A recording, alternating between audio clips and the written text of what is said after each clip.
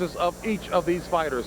For undefeated 154-pound champion Felix Trinidad, his 1999 matchup with Pernell Whitaker launched this Puerto Rican native into boxing's spotlight. Though he had been world champion for 6 years, he had not faced a high-profile opponent before Whitaker. Since that win, Trinidad, who possesses knockout power, as I mentioned, in both hands, has proved that he belongs in boxing's elite after a win against Oscar De La Hoya last September and a thorough destruction of David Reed that back in March. And this was a destruction here of Reed. Tonight, he faces yet another tough test when he steps into the ring to face 22-year-old Fernando Vargas. Ferocious Fernando turned pro shortly after the '96 Olympic Games. In only his 15th pro fight, he defeated Yoribor Campos to become the youngest 154-pound champion in history. Since that emotional win, Vargas has raised his perfect record to 20-0 with wins against experienced opponents like Raul Marquez, Ronald Winky Wright, and this past April in an exciting toe-to-toe bout against Ike Corte. And Corte, the Ghanaian, certainly is a very tough customer indeed. That was sensational. Then after a 4-round dismantling of Ross Thompson this summer, Vargas now has a fight that can vault him into superstar status. So later tonight, Fernando Vargas and Felix Trinidad, two of boxing's best, will do battle here at the Mandalay Bay Resort and Casino. And folks, it should be an outstanding fight. You can see from those highlights, both fighters relentless, and in the vernacular of the street, they know nothing about the back down. As I turn back to Emmanuel Stewart, both fighters technically very sound, tactically very sharp in the ring as well. Size up the corners, their experience, their knowledge. I think that both fighters have very good corners. This is going to be a big factor possibly if one of them gets hurt. And also it's interesting that both of these fighters have the same main trainer that they have had throughout their entire career. Felix Trinidad has been trained throughout his entire career by his father, Felix Trinidad Sr., and also Fernando Vargas has been trained his entire career by one man, Eduardo Garcia. So they're very comfortable with their corners, and also they've been in quite a few championship fights together. You know, Jim Lampley has used the word precocious in describing Fernando Vargas, very accurate indeed. 20-0, 18 knockouts. And again, we've seen by way of the highlights, this guy certainly is very, very sharp, ferocious, angry indeed in the ring. And it may seem a little strange that I'm asking the question, but is he ready for a ring-savvy veteran like Felix Trinidad? Felix Trinidad's person, I think, is in a lot of ways one of the best fighters that's ever come along. He does everything seem like it's that certain quality that some people are just born with. You know, a certain pit bulldog may have certain characters that he will perform and show in a fight, and he's never had a fight before because it's just inborn. And certain things that Trinidad does in a fight, particularly the last half, is just things that are just gifted talents to him. But I believe at this point in time that Fernando Vargas is ready for the fight. I don't know whether he'll win or lose. It's a big risk, but he comes into this fight with a lot of other good things going for him, like a solid amateur background also. And I think that his mental and physical strength is going to be a big factor for him going down the stretch. Two questions for you, Manny. We had talked about, again, the number of opponents that these guys have faced. Clearly, the number and quality of opponents, the edge goes to Felix Trinidad in that regard. But how will these guys handle getting in crisis situations? Do they know how to handle getting out of trouble? That's a good question. I believe that the first one that gets hurt in this fight will get knocked out. I don't believe that either one of those guys are going to clinch. I don't think they're trained and their mentality is not that to survive. Even though Trinidad has been down, he's never been knocked down by a guy who really seriously tried to finish him. If he goes down early with Vargas, Vargas is going to go for the knockout. By the same token, I think if Vargas goes down, Felix would definitely finish him.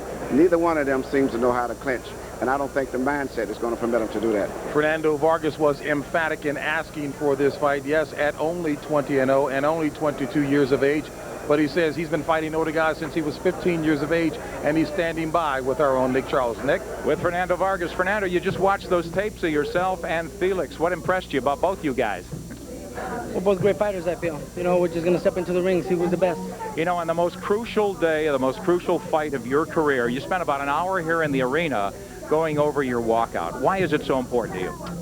Because I like to represent on my walkouts, you know what I'm saying, and give a little entertainment for my Mexican fans. Fernando, he said this is going to be easy. How are you using his trash talk to light your engine and fuel it? He's going to eat every single word up right now in a little bit, 20 minutes. He's been down many times early in his career, most notably, most recently against David Reed this year. What did the Reed fight and his comeback tell you about Felix Trinidad? I have nothing bad to say about David Reed, but everybody knows that we're totally different fighters, totally different level. What? Yeah, go ahead. So, you know, you guys are going to see a very determined Fernando Vargas, a very powerful and quick Fernando Vargas, and I'm here to win. There's going to be a time where you're both going to stand in the trenches, dig in, and get into a firefight. What's going to happen? You're going to see explosions. That's what you're going to see. I feel ready to give everything and anything that's necessary to come home with 2 belts tonight. And finally, Fernando, the warrior mentality is ingrained in both of you. Felix said, he's been quoted, "I will fight to the death." You said, "They're going to have to kill me to take my belt." Do you predict then a brutal ending for one of you guys tonight? That's the only way I want to go out, and that's the only way that's going to happen. You know, if I go out, that's the only way I'm going out. I don't plan it. You know, it's just we're ready right now to give Felix Trinidad something he's never had in his life, and you know, I'm going to show him how real Mexican gets down.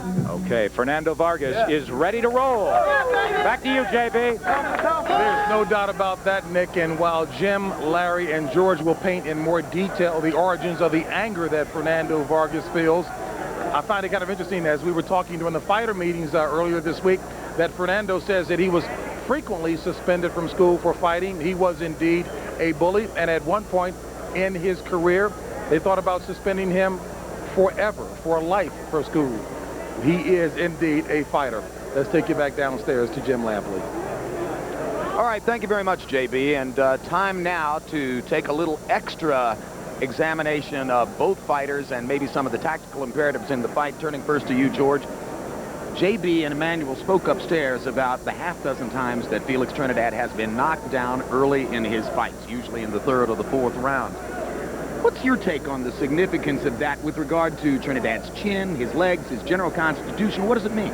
It means that he's been in the ring with a lot of fighters who could knock you down, and that's about it. Tonight, he's going in with a guy who not only can knock him down, but he has the weight and been in there with enough fighters that to knock him down and keep him down. That's the test. Nick Charles has got a lot of bravery to ask those questions this time of year. Well, you know, of a gunfighter. Nick's wearing the kind of outfit that should save him from any abuse in there. I think the fight that was sort of a microcosm of Trinidad's career was his first fight at 154 pounds against David Reed. So typical. As we look back at a previous fight, this one against Yori Boy Campos years ago, and significant because Campos was the guy that Vargas beat to win his first world championship.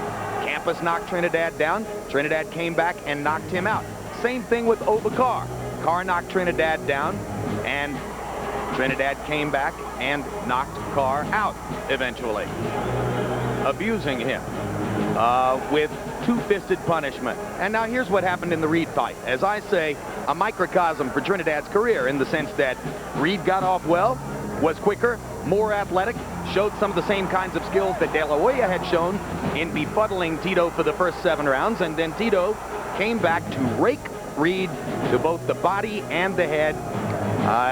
They talked about that marathon runner's mentality of how Felix likes to build momentum and save it and bring it down the stretch in the fight. Does he really want to do that, or does his body just warm up better as the fight goes on? No doubt about it, he's got endurance and stamina. Sometimes when you're representing your country, you're representing your people, it gives you that extra edge. That's why Vargas is coming in with the headbands and all of that talk about Mexico. He's trying to get that same edge. But let me tell you, Vargas is a finisher.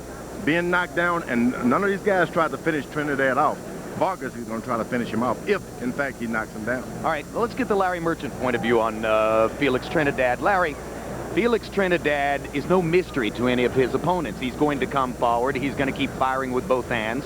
He's relatively one-dimensional for such a great champion. Is that a deficit for him because other fighters know what he's going to do? Or is it an asset because it complements his relentlessness, his will, his determination? Well, it's sort of like a guy who throws a 100-mile-an-hour fastball. What are you going to do about it? You know, it's one dimension, but it's some dimension. Yeah, that's right. There you go. So will Trinidad have to fight a more tactical fight tonight to deal with somebody as multi-talented as Vargas, or is he just going to go in and try to break Vargas down the way he did with Reed? You know, he does fight tactically some. You know, he's positive in the way he fights tactically, but he is patient. He doesn't throw an awful lot of punches in every round. Vargas throws many more punches. There are tactics and patience there. Maybe that's why he's been caught early in the fights, where the other guy feels full of energy and feels that he's still in the fight.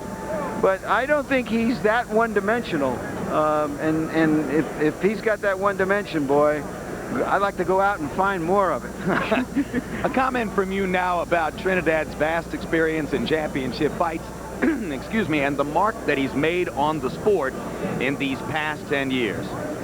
Well, just look at this. I mean, he's 27 years old, 18-0 in championship fights, his last 2 at junior middleweight.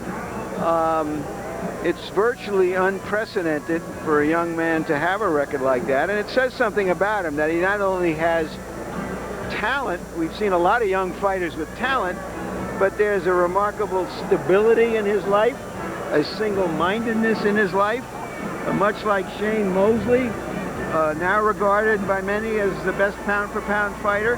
That's all there is in his life. He's a prize fighter. He wants to be the best he can be, and you can't say enough about that. Now, 17 of those 18 victories that were listed there were definitive. No questions about them. One was not, and that, of course, was the very narrow decision win a year ago against Oscar De La Hoya, in which, particularly it seemed in the first 7 rounds, that Trinidad had trouble finding, much less hitting, a moving target. Is that the blueprint for beating Felix Trinidad? Well, it may be, but I'm not sure that Vargas is the guy who can execute that blueprint. You don't want to execute somebody else's blueprint if that's not the fighter who you are. You've got to do what you do best. And Vargas can do some boxing. He's not one-dimensional at all. This is the fight, of course, and Oscar was a brilliant boxing in the first half of the fight, and had Trinidad stunned, I felt, in terms of he just was so surprised by it. But later in the fight, when he saw what was happening, he stepped it up. And unfortunately for De La Hoya, he started to step around it too much. And Trinidad got a very unexpected decision in what was regarded as De La Hoya's hometown of Las Vegas. All right, you questioned whether Vargas is the fighter who can fight the kind of tactical fight that would leave Trinidad on the outside looking in. But earlier this year, it seemed to me, against Ike Quartey, he fought exactly that kind of fight and demonstrated a style which could give Trinidad the same kinds of problems tonight that it gave to Quartey in April. Yeah, it was a different kind of tactical fight, Jim, in the sense that he wasn't bouncing around on his toes. He would punch, move out, move to the side.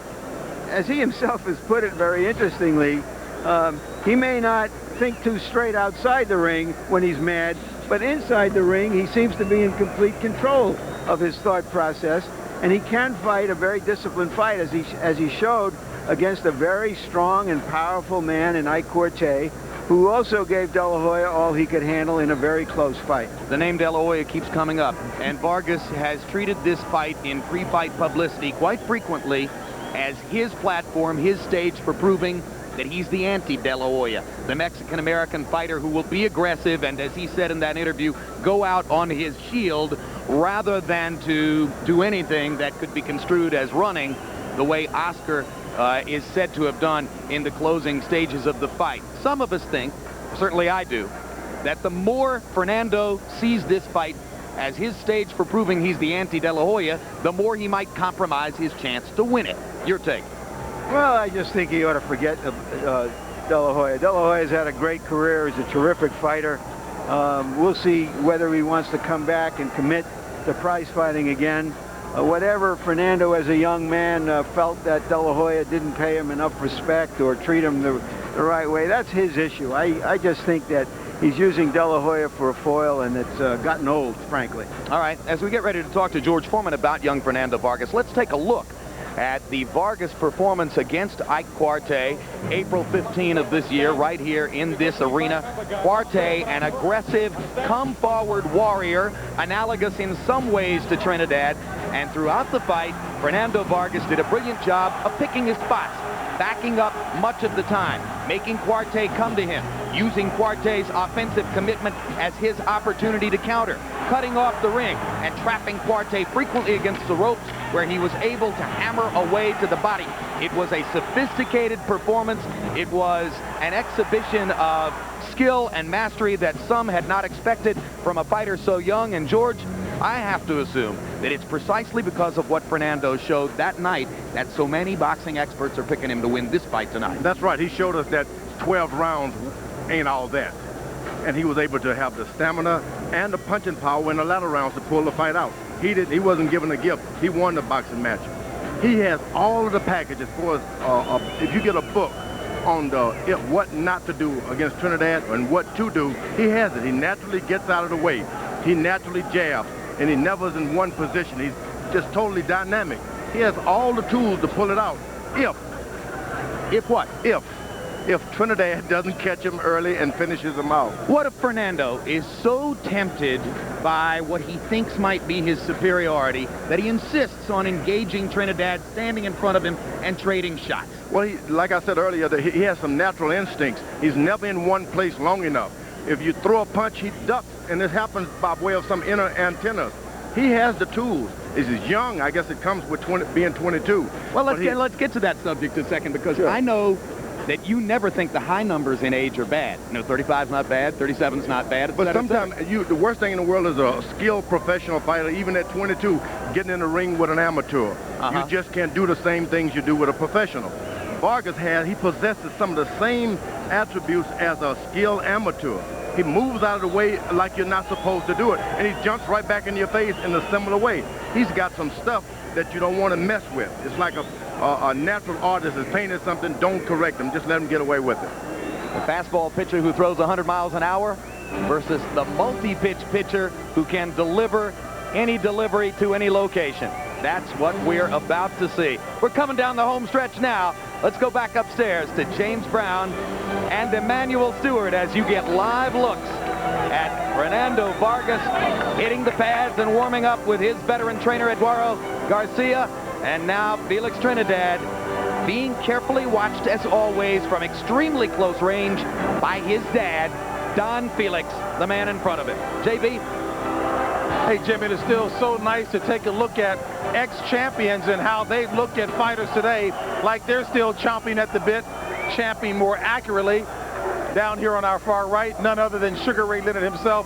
You know, I don't know who's the biggest star, Sugar Ray Leonard or Emmanuel Stewart. I walk around and folks are genuflecting wherever the two of you appear. It's amazing. Hey, Ray, we were talking about Fernando Vargas being a youngster, asking and pressing for a fight against a ring-savvy veteran like Felix Trinidad. You've done that certainly in your career. Talk about what that mindset is like and what Vargas will have to be careful of. Although he's young and hungry, what's he have to be careful about? Fernando Vargas is one of those few fighters that's so motivated, so confident that he's not fearing Trinidad at all. And I think the most precarious position he can put himself into is if he gets careless. He cannot get careless. He must utilize his left jab, take his time, box his man, and place his shots. Well, how did you feel when you fought your first big fight? You fought Benitez and you fought Duran. And in both of those fights, you was inexperienced compared to those two. Well, you know, Emmanuel, that fight brings back memories because both guys were far experienced than I was. But I had determination, I had fortitude, I had heart. I think that's what carried me through, the conditioning. So conditioning would be a factor also in this fight here. It's a very intriguing fight, and I hope everyone watches.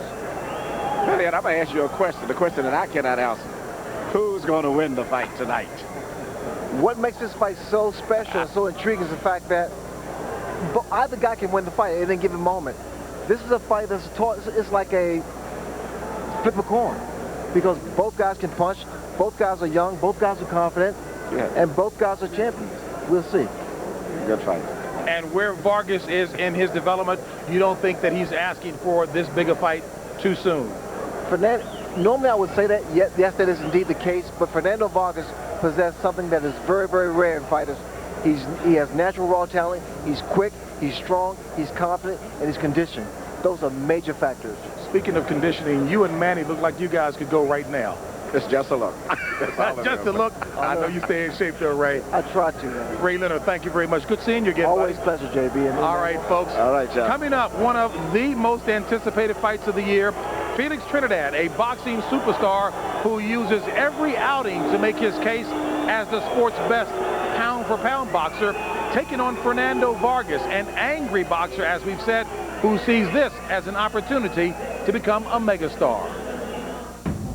Felix Trinidad, Fernando Vargas, the two best junior middleweights in the world in a Fight of the Year showdown. The Puerto Rican champion is the veteran, unbeaten in 16 title appearances. He's never faced a fighter with Trinidad's punching power before. 2 years ago, Felix Trinidad rose to glory, tarnishing the careers of 3 Olympic gold medalists. Pernell Whitaker was first. Then the golden boy, Oscar De La Hoya. De La Hoya's big margin in the early round seems to be evaporating. Finally, moving up from 147 to 154 pounds and targeting David Reed. 3 gold medals. I'm the best junior middleweight in the world. Best pound for pound. I want the world to know that. I will prove that.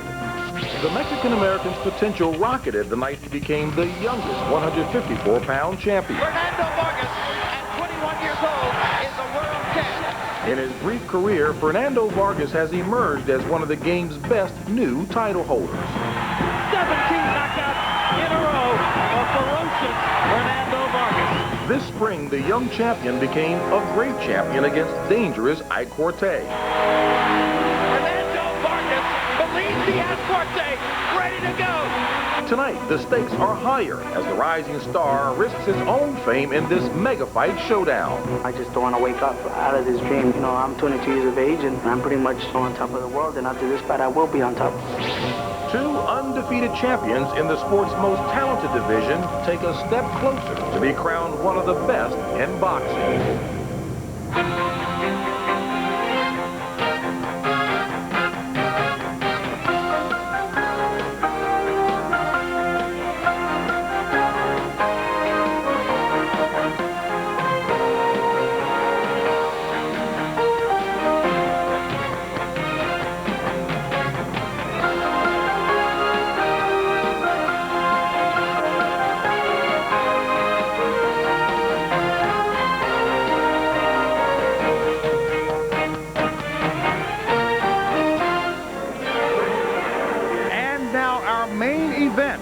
Felix Trinidad against Fernando Vargas.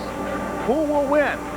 Will it be the experience and savvy of Trinidad, who has been a champion for over 7 years, or will it be the precocious young champion Vargas, who won the junior middleweight title in just his 15th pro fight 2 years ago? We'll find out moments from now. Trinidad versus Vargas is being brought to you by Mandalay Bay Resort and Casino, Las Vegas, Nevada. Tonight's match is also brought to you by Brewery Fresh Budweiser, the undefeated king of beers. This Bud's for you. And by TVKO Pay-Per-View Entertainment from HBO. Here along the Strip in Las Vegas, Nevada, the bright lights advertise the abundance of entertainment options. But the focal point for boxing enthusiasts will be here at the Mandalay Bay for a fight that promises to be one to remember between Trinidad and Vargas. And we welcome you back upstairs once again, everyone. I'm James Brown, along with Hall of Fame manager and trainer Emanuel Stewart. Well, Emanuel, we've sliced it, dissected it, diced it the whole 9 yards. It all boils down to now, what kind of a fight do you expect to see between these two? Originally, I expected to see a tactical fight in the beginning because both guys are very patient fighters, even though they're young. But based on an interview that I had yesterday with Vargas, I believe that Vargas is going to try to apply pressure on Trinidad. He's convinced in his mind that Felix Trinidad cannot fight effectively backing up. Even though Felix is a tall fighter, he normally applies the pressure. So Vargas is going to try to push him back immediately. And by the same token, Trinidad has did something out of his character, saying that he's predicting an early knockout. So if that happens to be the case, I think anything may happen early in this fight, and it could turn out to be a very explosive fight after the first round or so. Now, I've got to put my partner on the spot. all week long. Emmanuel Stewart says he's been battling whether it's logic that he should go with, in which case you would side with the champion, the veteran, Felix Trinidad, or instinct on Vargas. If I'm pressing you, who do you pick? If you're pressing me, I'm going to run away. I cannot stay still. This is the first fight in my life that I cannot pick a winner. No kidding. And it's amazing because Trinidad, by right, is really supposed to win this fight. But it's the little funny thing that's going on in there that all of the people here still have this gut feeling that Vargas is going to win, even though logic keeps pointing to Trinidad. I would say 9 out of 10 sports writers that we've discussed, they all still have this feeling that Vargas is going to win. So it's very strange. But it's going to be a good fight. That's for sure. That's what we want. And speaking of gut feeling, well, let's see what you folks feel in terms of who you think will win tonight. You logged in, and 56% of you said Felix Trinidad will win the fight tonight, to 44% supporting Fernando Vargas. Well, keep in mind that you can log on later to vote on who you think actually won tonight's fight. Again, hbo.com/boxing to find out. All right, folks. We're going to check in downstairs now for the anthems. And for that, the anthems selected by both fighters. Let's go down to Jimmy Lennon Jr. Ladies and gentlemen, before we bring our boxers out for the main event of the evening, at this time we'd like to ask you to rise for the singing of the national anthems of the respective champions. First, ladies and gentlemen, on behalf of the IBF champion, we present the national anthem of Mexico. Please welcome recording artist Michaelina Bellamy. Con el favor de Dios y ayuda de todos. Mexicanos al grito de hierro, el acero aprestaría el bridón y retiembla en su centro la tierra al sonado rugir del cañón, y retiembla en su centro la tierra al sonado rugir del cañón. Sino patria, tus sienes del oliva, de la paz de Arcángel divino, que en el cielo tu eterno destino por el dedo de Dios te escribió.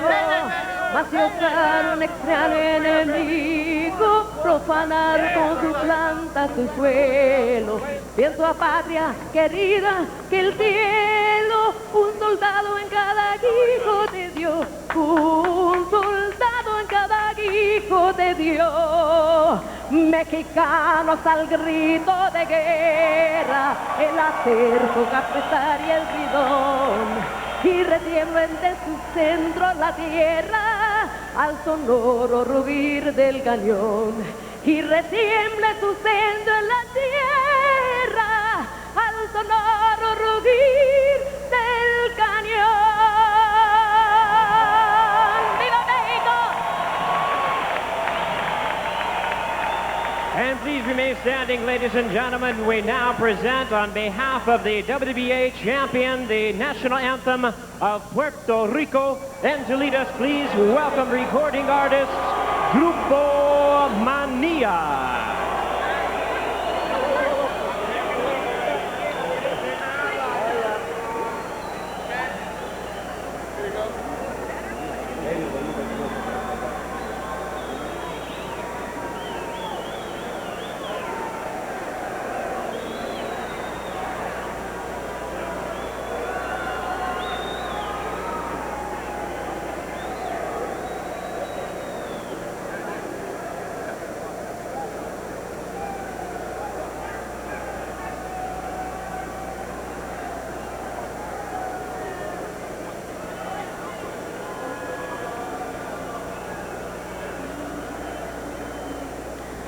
La, la, tierra de Borinque, donde nacido yo,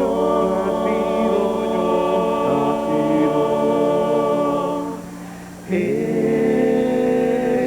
un jardín florido de mágico primor, un cielo siempre nítido le sirve de dosel, y dan arrullos plácidos las olas a sus pies. Cuando a sus playas llegó Colón, exclamó lleno de admiración.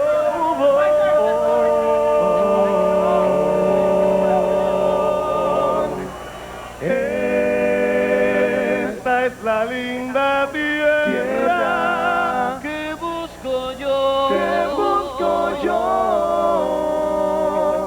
Es Borinquen la hija del mar y el sol.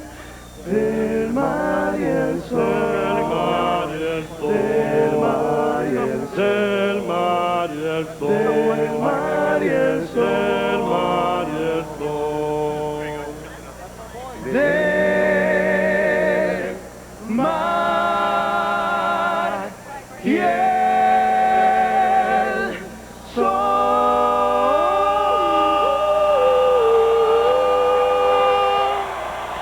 Grupo Puerto Rico, Grupo Manía.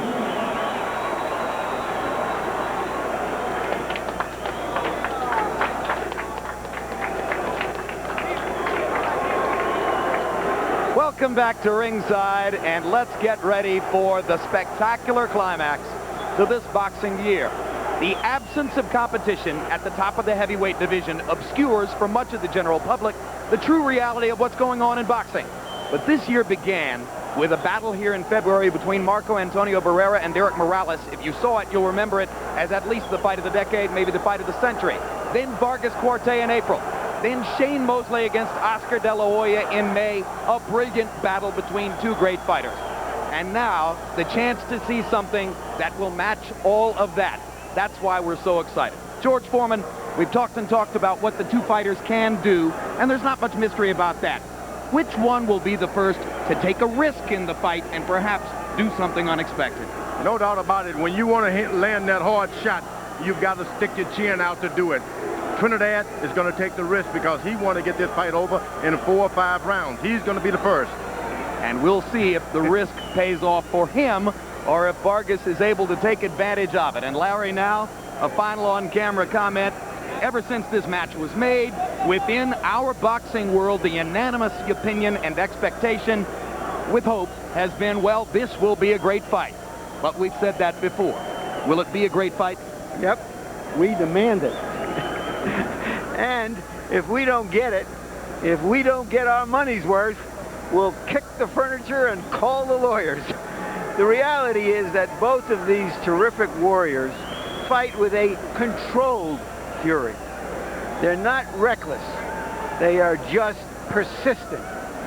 They are fighters who may have some spontaneous combustion that gives us what we want, but who generally lead us to believe will have intense and perhaps a fierce tactical battle. We want a great fight. We even demand a great fight, or else. But I don't know or else what. All right, those are the words. Now let's give you some of the numbers. Tail of the tape for Felix Trinidad and Fernando Vargas. 5-year age difference. Trinidad still young. Vargas, in Trinidad's words, a baby. But what a baby. Height, 1-inch advantage for Trinidad. Reach, equal. Weigh-in, equal. Tonight, equal as they enter the ring at 164. Punch stat numbers, Larry. What the numbers show is that Vargas is a busier fighter than Trinidad usually.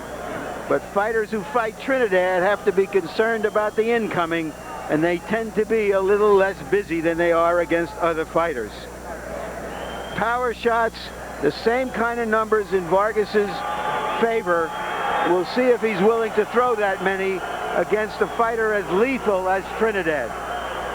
Rules of the bout with our unofficial ringside scorer, Harold Letterman. The Felix Trinidad ferocious Fernando Vargas fight is scheduled for 12 rounds using the unified rules of the Association of Boxing Commission.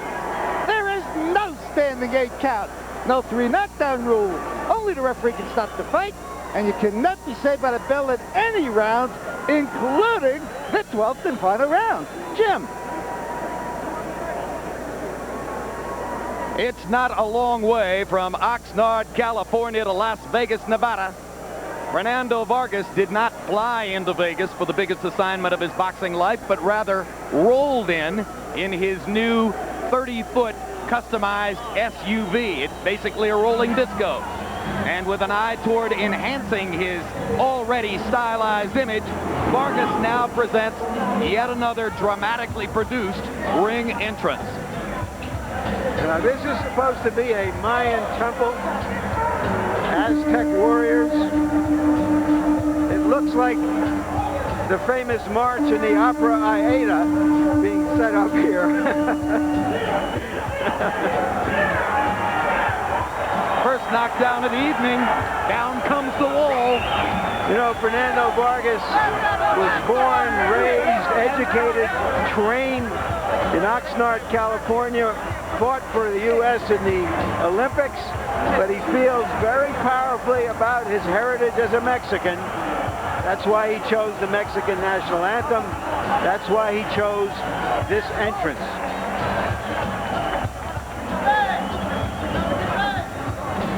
El Feroz, Espanol for the ferocious. He sees himself as the ferocious one. Father of two, and on the shoulders of the man behind him is his one-year-old baby boy, Amado.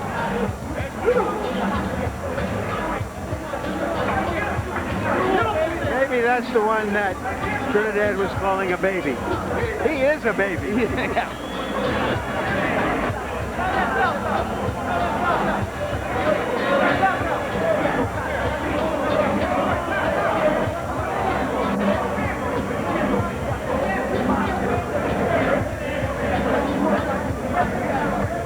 Among the many considerations you can regard as a potential advantage for Vargas, he has a very strong corner. Two excellent trainers, Roger Bloodworth and Eduardo Garcia. He seems to listen equally to both. But then, of course, across the ring, Felix Trinidad believes implicitly in everything his father tells him.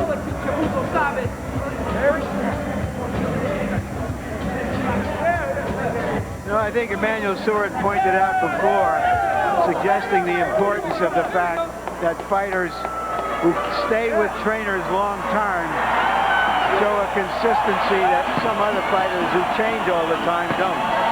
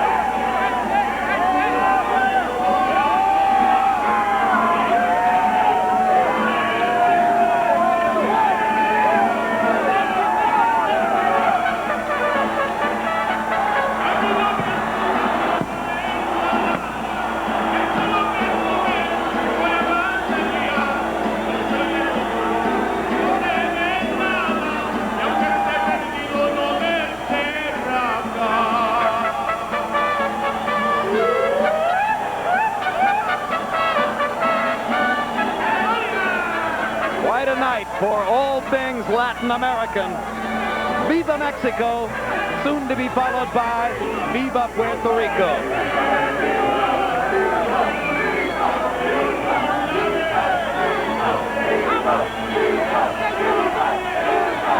And in the background you may hear the Trinidad following trying to drown all this out with their chants of Tito, Tito, Tito.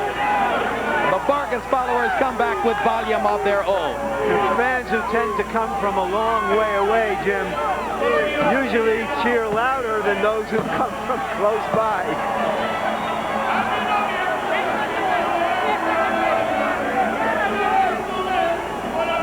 But Oxnard has been a loud boxing city ever since the emergence of this young man. Just imagine the historic threshold that Vargas can cross tonight. By tomorrow morning, he could be one of the 2 or 3 biggest superstars in the sport without yet having celebrated his 23rd birthday.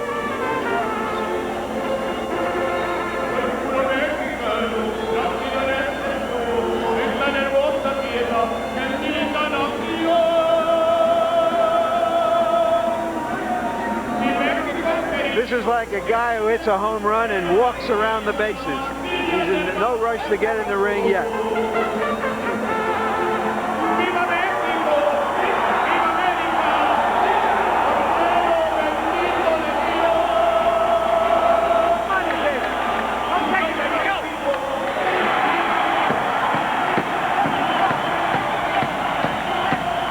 Youngest ever amateur world champion. Youngest member of the 1996 American Olympic team, one of the youngest professional champions ever. 20 fights, 20 wins, 18 knockouts, decisions against Winky Wright in his toughest battle and his weakest moment, Ike Quartey in his most brilliant performance, and KOs against all the other opponents. Fernando Vargas is in the ring.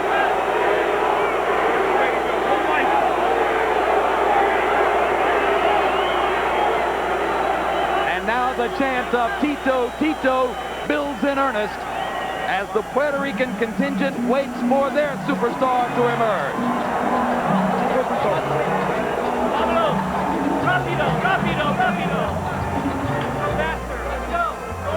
After all these years and all these fights, Jim, I still occasionally get chills at this walk-in, which is so distinctive to prize fighting.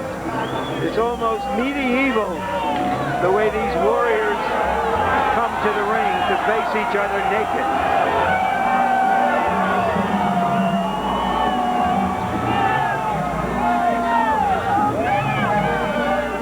Well, I think aside from the last 30 minutes before the Kentucky Derby and the last 30 minutes before the Indianapolis 500, there is no pageantry like the pageantry you'll see at every championship fight. And tonight is something special.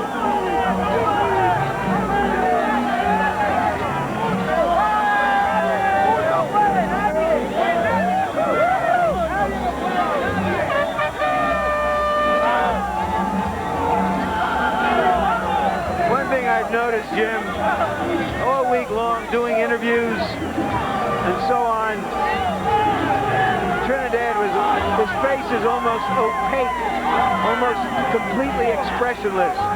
All of a sudden, here he is, animated, smiling. He's like a musician ready to perform at Carnegie Hall. George Foreman, you've made this walk. Do moments like this bring back intense memories for you? Yeah, it's the kind of moments, though, that you just can't catch up with. It happens so quick that if you think about it, you're in the ring and out of it before you can even realize it happened. So it's not something that can happen to you now on the way up to the ring at all. It's too quick. Lifetime happening too quick.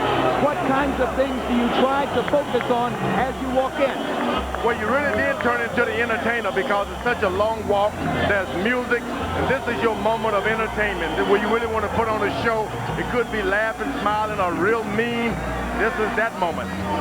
And the record for Felix Tito Trinidad, well known to most boxing followers. 38 wins, no losses, no draws, 31 spectacular knockouts for Tito. And now let's go to ring announcer Jimmy Lennon Jr. for the official introductions. Ladies and gentlemen, a very good evening to you, and we welcome you to the spectacular Mandalay Bay Resort and Casino in Las Vegas, Nevada, as it's time for the much-anticipated featured bout of the evening, brought to you by Don King Productions and Main Events in association with the Mandalay Bay, TVKO, and Budweiser, the undisputed king of beers. This bout coming away is sanctioned by the following organizations: the World Boxing Association President Gilberto Mendoza, Supervisor Gilberto Mendoza Jr., the International Boxing Federation President Hiawatha Knight, Supervisor Mahassan Scott, and the Nevada State Athletic Commission. The chairman is Dr. Elias Garnham. Commissioners Amy Ayub, Glenn Carano, Dr. Flip Pomansky, and Dr. Luther Mack. The executive director is Mark Ratner. Introducing to you our judges scoring this bout from ringside. From Johannesburg, South Africa, Stanley Christodoulou. From Las Vegas, Nevada, Dwayne Ford. And from Kent, Washington, Glenn Hamada. And the referee in charge of this bout, working in this his 31st world title bout, Jay Nady. All right, fans, here we go. 12 rounds of boxing for the WBA and IBF 154-pound Unification Championship of the World. And now, ladies and gentlemen in attendance and boxing fans joining us around the world, it's time for the bout you've all been waiting for. Live from the Mandalay Bay in Las Vegas, it's time for the main event of the evening. Introducing to you first on my right. He is fighting out of the red corner, entering the ring wearing green trunks with black trim, hailing from and proudly representing Cupe Alto, Puerto Rico. He weighed in at the limit of 154 pounds even. He is undefeated in his campaign to the ring with 38 wins, no losses, 31 wins coming by way of knockout. Tonight he is making his 19th appearance in a world title bout. Here is the explosive two-time world champion, the current undefeated WBA super welterweight champion of the world, introducing Felix Tito Trinidad.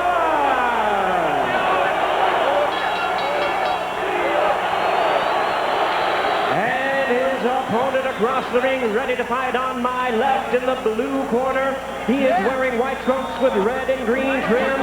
He proudly represents his hometown of Oxnard, California. He weighed in the same as his opponent, 154 pounds.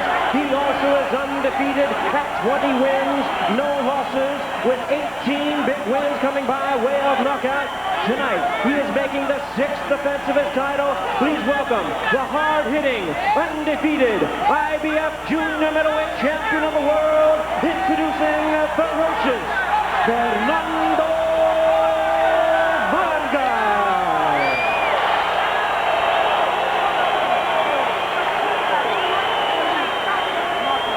Once again, a referee in charge, Jay Nady, now to give instructions. 12 rounds of championship boxing schedule.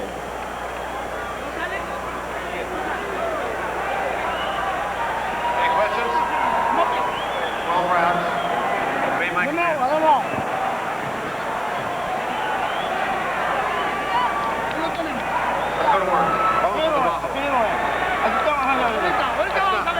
Let's go. Those picking Trinidad are going with the logic of a sensational performer with an impeccable record. Those picking Vargas are going with a gut feeling about his toughness. A young man with the look of a champion. Your head or your gut? Which one is right?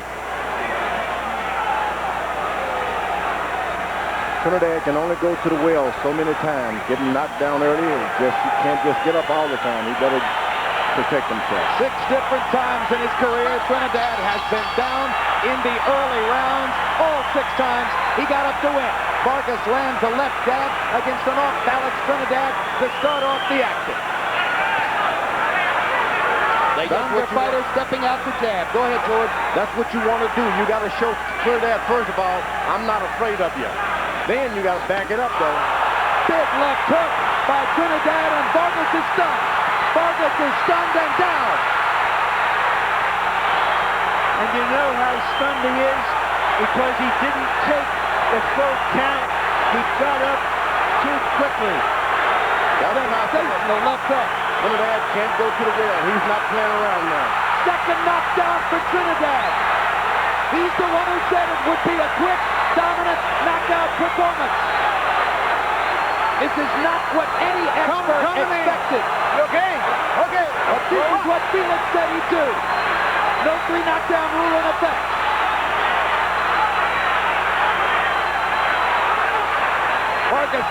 attempts to grab and hold, then backs away again. Manages to duck a couple of punches, seemingly getting his legs back under him now. He was not prepared early for the quickness of Vargas's hands. Of Trinidad's hands.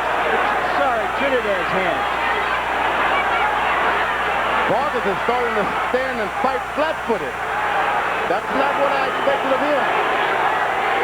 All the talk about how Trinidad goes down early, and suddenly Vargas is down twice in the first minute and a half of the fight. So now the younger fighter trying to regain his senses and get out of the first round. He's showing real composure and poise in a crisis situation here, George. This is the first one he's been in, and you didn't want it to be the first time he'd run into some adversity. Vargas kind of pushes Trinidad away with the left to the body. Trinidad looking and looking, trying to find an opportunity to land one more big left hook. Trinidad normally the best finisher in his weight class. He didn't finish Vargas off, and I don't know why. Well, he's usually finishing off a fighter whom he's punished to the body for 7 or 8 rounds. This is an unusual situation. Now he got hurt by a right hand. Vargas chopped him on the side of the head with a good right hand. Trinidad looking very sharp with his punches in the first round. Vargas just missing with another straight right cross, and now Fernando definitely has his legs back. He better use those legs. You don't want to stand in front of a puncher like that. He's going to make it out of round 1, but what a perilous round 1 it was for the young star from Oxnard, Felix Trinidad, with an early 2 knockdown statement. And Vargas goes to a neutral corner, not to his own corner after that round. It's a wonder he can go anywhere. That was some gutty performance by Vargas. Our interpreter in Vargas' corner, as in Trinidad's, is Ray Torres.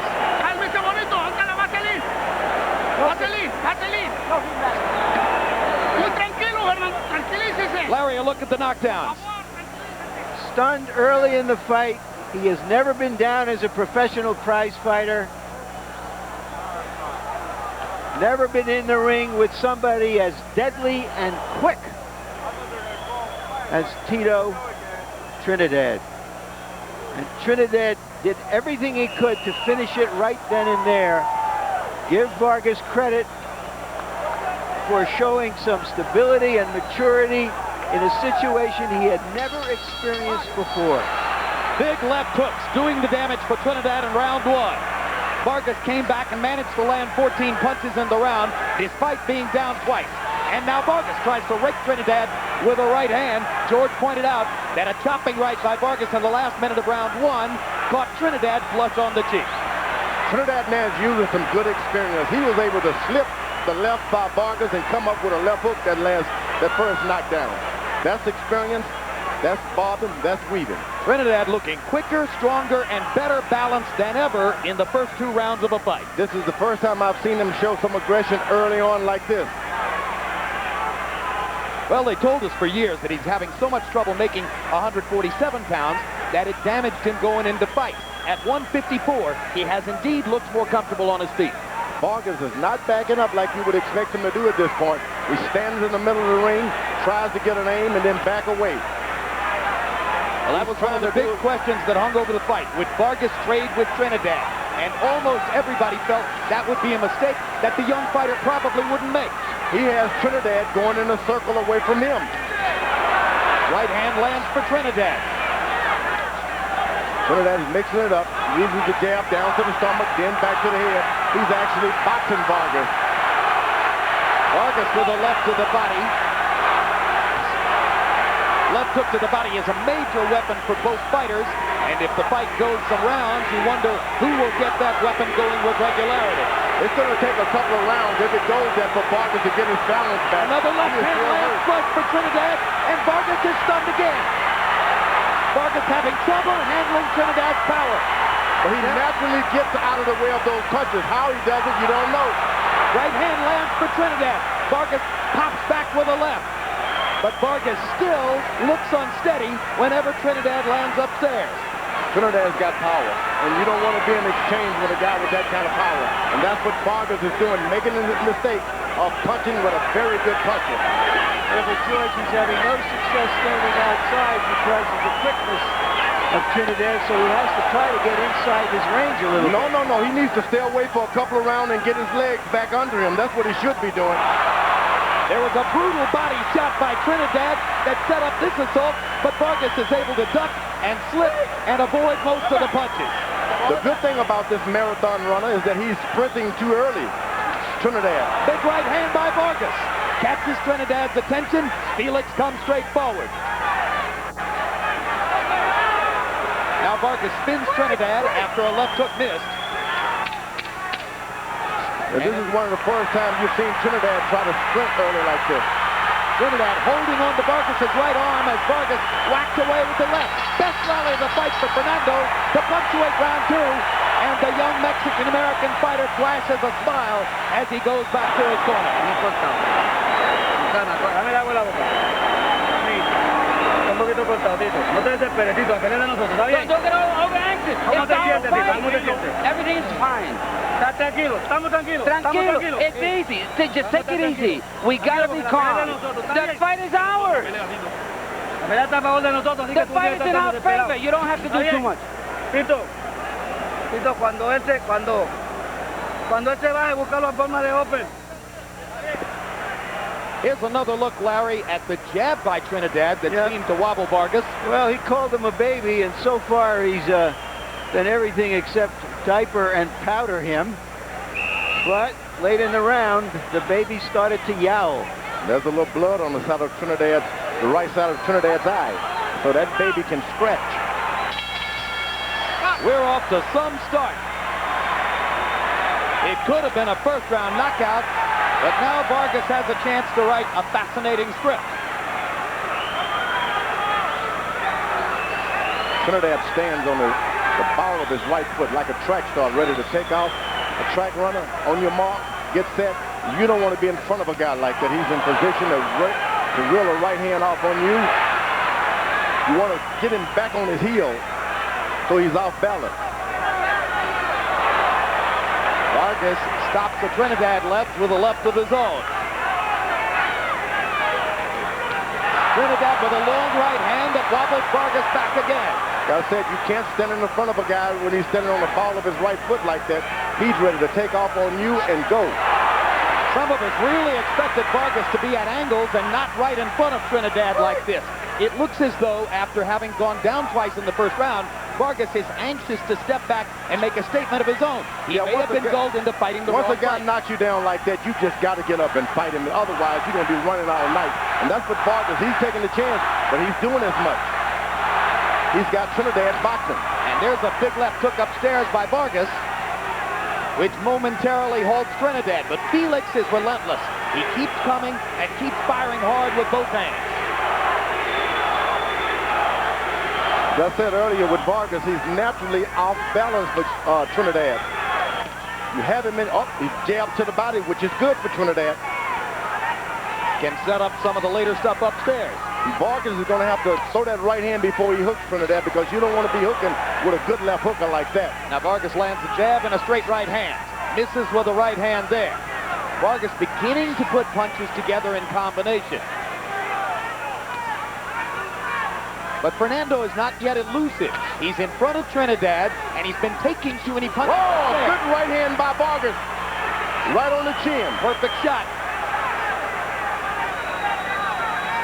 But he's standing still again with a guy on the ball of his right foot. And he takes a left hand as a result of it. You don't want to throw, you want to throw your right hand before you throw your left. Wrong with Trinidad's right eye. And now Vargas sees the chance and bangs away with the left, while Trinidad holds on to his right.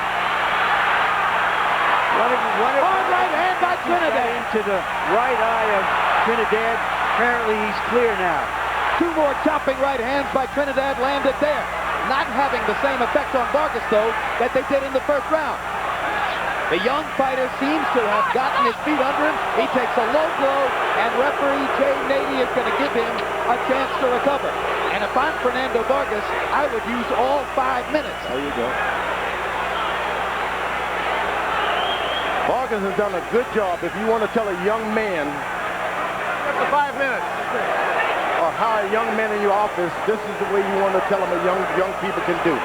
They can take care of a job. Now, Trinidad's had so much momentum in these first 3 rounds. Vargas has a chance now to at least interrupt that momentum. Here's a look at the low blow. Oh, that's right there on the kind of the side of the hip. That hurts. That was a serious low blow. And the real mistake in terms of the tide of the fight, in terms of giving an opponent who was dazed earlier a chance to fully recover. Over across the ring, Vargas's promoters, Kathy Duba and Gary Shaw of Main Events, are standing up and holding up 5 fingers apiece. They're saying to Fernando, use all 5 minutes. Can you imagine a woman now giving instruction? Hey, Kathy knows the sport as well as anybody. She holds up 5 fingers again. Trinidad's looking over at his dad. Kathy Duba standing across the ring, keeps motioning Vargas back into the corner. Now Fernando wants to come out and fight. I really think it was Vargas who had the momentum going before the stop. 3rd round comes to a close. And trash talk from Vargas to Trinidad. There is Olivia Chavez, mother of Fernando Vargas. And right now, a nervous woman. Tienes buen upper tú. Cuando se juegan. Ojalá va a salir. Keep that head down. Keep your weight, keep your head moving a little bit. Don't stay in front of you without any movement. Use los uppers, Fernando, cuando se juegan. Use upper. Fuertes, por dentro. You gotta use those uppers. Come inside. Be lively. Be alert. And do some boxing. Uppers. Los golpes de él son puros curvos. Hey, he's only throwing you 1 punches. You got a proper move. Pero hay que tirar uppers nosotros, Cuidado con la plancha. Okay, put that icing on me. Pelea dentro del... Óyeme, fight. Larry Merchant. Well, in the corner, Tito got a slap in the face from his father, but you can see there that jab got into the eye, but Trinidad appears to be all right, and Vargas appears to be working himself into the fight. And George Foreman CompuBox numbers agree with you that Vargas had the momentum before the interruption. He landed 23 punches out of 57 to 19 out of 29 for Trinidad in round number 3. Harold, how'd you score the first 3 rounds? Okay, Jim, 29-26, 2 rounds to 1, Tito Trinidad. You gotta give him 2 extra points, and down goes Tito on a big left hook. Well, Harold, whatever the score of the fight was before, it just changed. Here comes Trinidad to try to follow up. Second, Vargas to try to follow up. Well, Vargas has said that if he got Trinidad in trouble, he wasn't going to let him off the hook. He got another low blow. Second foul of the fight for Trinidad, and we'll see if Nady will take a point away.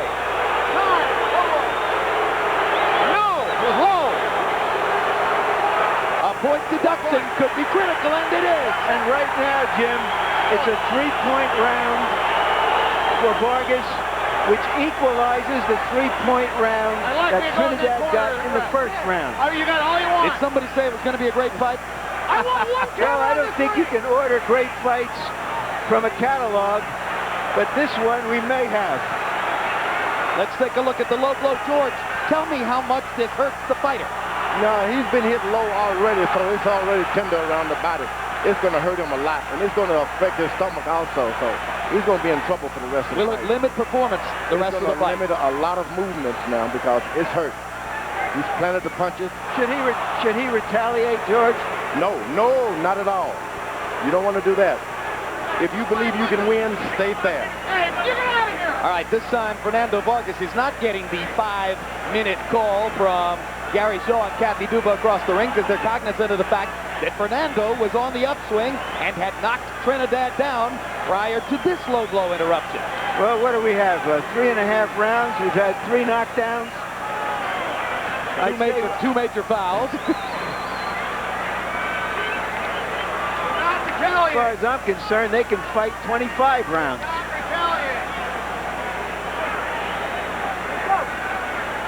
Vargas got to be careful with the swelling. Trinidad corner has always done a good job of keeping his swelling down. All right, Fernando's ready to fight again. So here they come. Round 4 continues. big left to the body by Trinidad. Vargas was reaching for an uppercut. Vargas' corner told him to go with the uppercut, but you just can't bring it all the way up. You got to bring it to him. That's the uppercut. You can't force the uppercut. You've got to make the opponent come to you. I still think that Trinidad is having a little trouble with his right eye. I think it's a little swollen. I think you're right on the money there, Larry.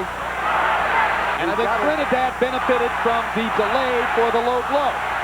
He's got to jab and make Trinidad bend down and then throw the uppercut. You got to make him go down. Don't just throw the uppercut while he's in the heights. The punch which has done damage for both fighters is the left hook. Trinidad knocked Vargas down on 2 big left hooks in the first round. Vargas retaliated here with a left hook of his own. There's a straight right hand for Fernando. Felix backing straight up. Takes another left hook. Vargas should stay on Trinidad's right side. Stay on that right side. Trinidad is doing good with his left hook, but the right hand is hesitant because he needs to keep it up to protect his eye. So Vargas does well if he stays right on Trinidad's right side. It appears to me, George, that Vargas has been able to now measure the quickness of Trinidad's hands. He's not getting hit with the kind of clean punches he was early in the fight. No, he's ducking and slipping and finding opportunities. This looks a little bit more like what he was able to do against Quartet. Well, he's made Trinidad now stop and think for a second. And when you do that, that's what you want a puncher to do, is be on the alert. Try to outbox me rather than outpunch me. And that's what Trinidad is trying to do, outbox the champ now. No longer does Vargas wobble every time Trinidad hits him upstairs. Fernando has gotten himself back into the fight through 4 rounds.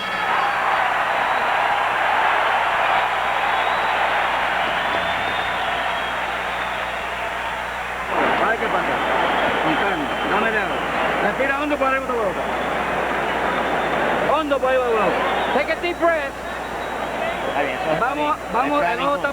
Everything's all right. Your eye's okay. Don't worry about your eye. Everything's okay. Tito, we got to fight. And inside his guard, Tito. Are you listening to me? You keep your hands up, and then make sure you put your left hand in front. Keep your hands up. Here's the knockdown, Larry. Here's the left hand that knocked Tito down. And from what I've seen in the corner, they're telling Tito that his eye looks okay, but it doesn't look okay. It looks bloodshot. He's been there before. That's the most amazing thing about Trinidad. All of this has happened to him before. Now both of them have had to come back from adversity. Story of 2 fights so far. First 2 rounds by CompuBox numbers. Trinidad landed 37 punches to only 19 for Vargas. Last 2 rounds, Vargas lands 47 to only 28 for Trinidad. In round 4, Vargas with a 15-4 edge in power shots. So coming into the 5th round, the younger fighter has, for the moment, taken over the action. And now Vargas is starting to use his legs a little bit. He hits and then steps to the side. Ducking and slipping, staying at angles, fighting the way he was supposed to fight. And he's doing it naturally. These are things you just can't teach a guy when he get hurt. It has to be there, inside. What a test of Vargas's fortitude in the first round when he was totally stunned by the 2 vicious left hooks that Trinidad put him on the canvas with. What a comeback by Vargas in rounds 3 and 4. Now Trinidad is spreading his right leg a little far out there. It's not on the mark as much as it was earlier. That's what you want him to do, spread that leg. Good left hook by Vargas. What do you mean by on the mark, George? Well, he stands just like the track run on your mark, you know, on the heel ball of your right foot. He can get off the right hand, but when he spreads it and put it flat, you can get him because he's not ready to punch you back. He's back on the right foot now. It's up again now. Left hook to the body by Vargas, close to the belt line. At this time, Trinidad should be establishing his left jab a little bit more. He has the better in the reach. Throw that jab. Don't be afraid to jab. But he came out with the jab in the first round, and that's what set up the power punching display. Yeah, and he's starting to abandon his left jab, which he shouldn't have done. Since then, he's been slugging, and Vargas has been able to adjust. And Vargas has established his body punching now. Once you establish that you can hit a man with a body punch, you're good. Now Vargas starts to get his jab going, and double left hook. and he seems to be in control now of the situation right here in the 5th round. Vargas seems remarkably calm for somebody who's been through what he's already been through in the fight. Once again, Trinidad is flat foot on that right foot, and then Vargas should take advantage of it and attack. These are the things that your corner has to look at. And there's the uppercut that Eduardo Garcia was asking Vargas to throw.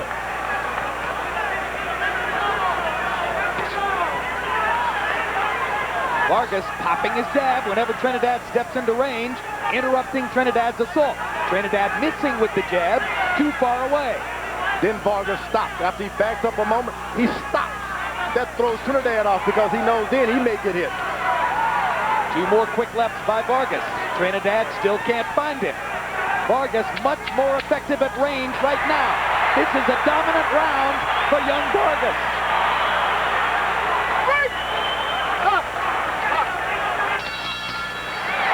A one-sided stanza in favor of the Mexican-American star.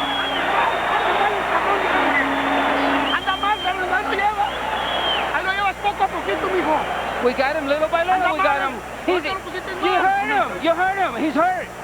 How much everybody? Keep going the same way. Real lively, real smart. You gotta be smart. You're right. So as long as you step around, he can't set up and hit you. Step around him. Make him look for you. Jim, Vargas is an American. People, we gotta throw combination. You gotta throw more than one punch. Give me some water. Give me some water. Are you all right, Tito? Tito, you gotta listen to instructions. Go inside, but do it with the jab. Do your fight. Make your fight.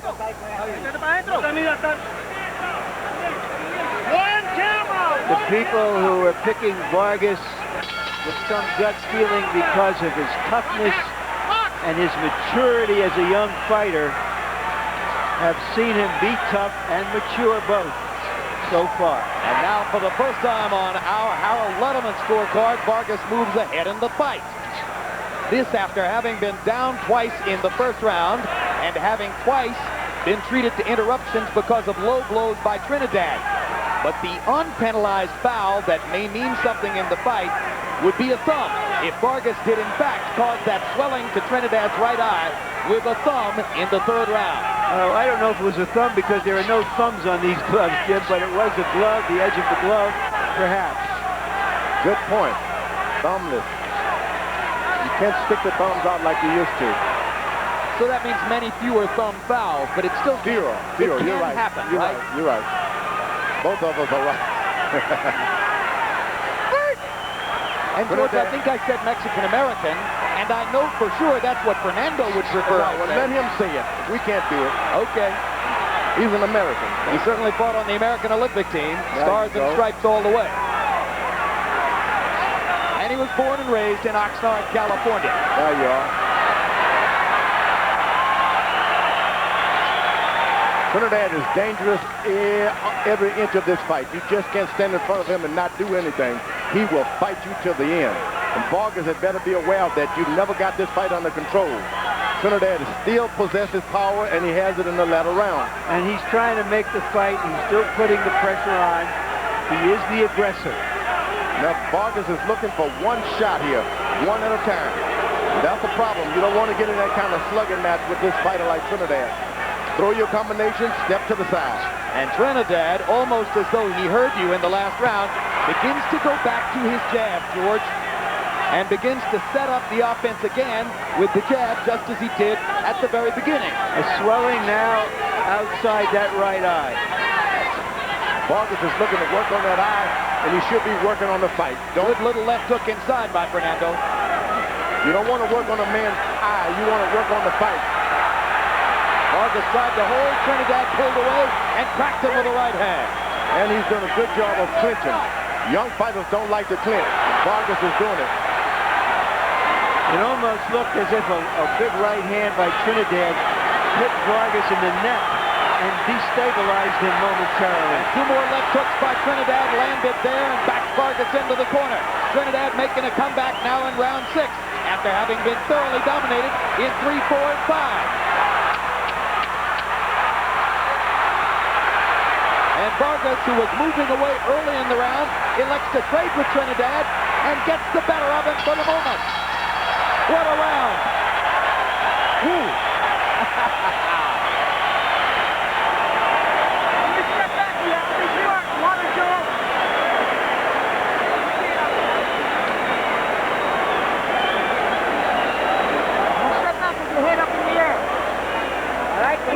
No me pasa del 8, te digo. Oye, pelea más que tú, Tito. Está bien. Tito, he's got more problems than you have. ¿Cómo te sientes? How do you feel, Tito? Dame el agua. I'm going. Don't forget the jab is first, and then the left hook, and then the uppercut. That's a combination.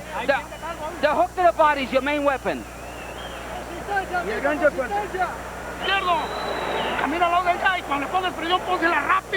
When you put pressure on him, put a lot of pressure on him and throw fast punches. Move to your side where his jab is. You got to put pressure, but quick, fast pressure. And you believe we're already halfway through the fight? Round 6, CompuBox numbers, Trinidad 27 out of 52, Vargas 25 out of 59, more fireworks to begin the 7th. Quickly, Harold, how do you have it through 6? Okay, Jim, amazing. 55-55, 3 rounds apiece.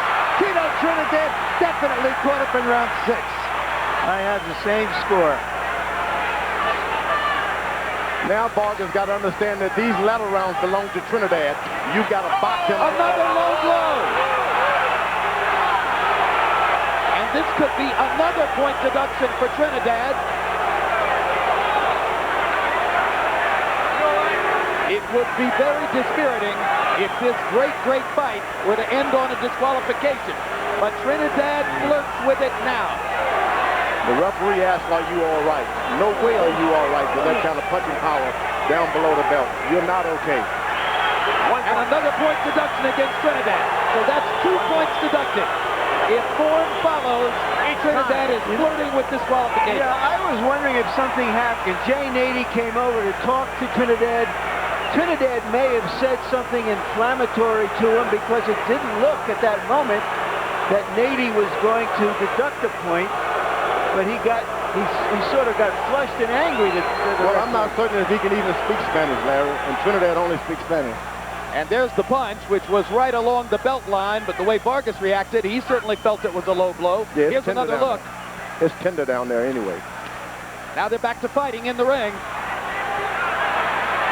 Vargas is taking shorter and shorter breaks on the 3 interruptions for low blows. Trinidad is starting to cut out the round, cut out the ring. These are the Trinidad rounds. Vargas has got to box out of them for 2 rounds. If he can only just box for a couple of rounds, just box. You look at the 3 low blows so far, and you remember that David Reed offered this piece of advice to Vargas. He said, Trinidad will do anything to win the fight. Vargas, he's got to box, keep his back away from the rope, and box. If he takes this fight to the center of the ring, he can do it easily, but stay away from the rope. Trinidad has been in these positions before, knows how to pull it out in the last round. The relentlessness of Felix Trinidad. Coming and coming, firing with both hands. Power shot, power shot, power shot. Try to stay away from me. I'm coming forward. That's Felix Trinidad. He chops with that right hand as though it's a hammer. Doesn't just throw it out there with a straight right hand. He throws it out there and then chops with it. Trinidad's got the best right hand on the scene now. Vargas better keep boxing and keep something in front of Trinidad. Don't let him just follow you around. Jab him, jab him.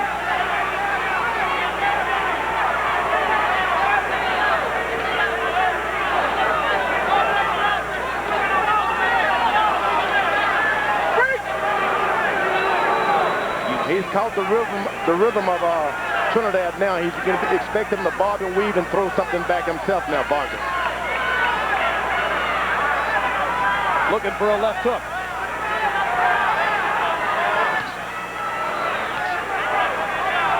Little short with that. Now he lands one. All night he's been waiting for that rhythm shot, but you just can't take the power that Trinidad has and then wait to get a shot. You got to get out first. Trinidad reaching just a little with the jab. Vargas steps in, overshoots with the right hand. Trinidad with a left to the body.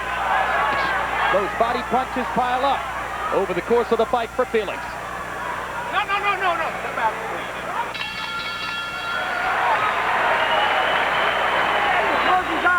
This is when you start to respect your opponent. You got to throw 2 or 3 punches this round, and then the next one, 2 or 3 punches, and put pressure. You got to throw combinations of 2 and 3. You jab first, but you got to throw 3 punches at least.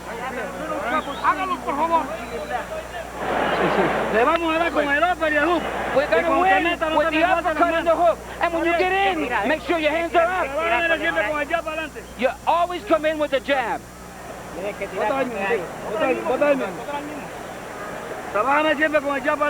Always work the jab in the front. Are you okay? Don't let him get a breather. Don't give him a second chance.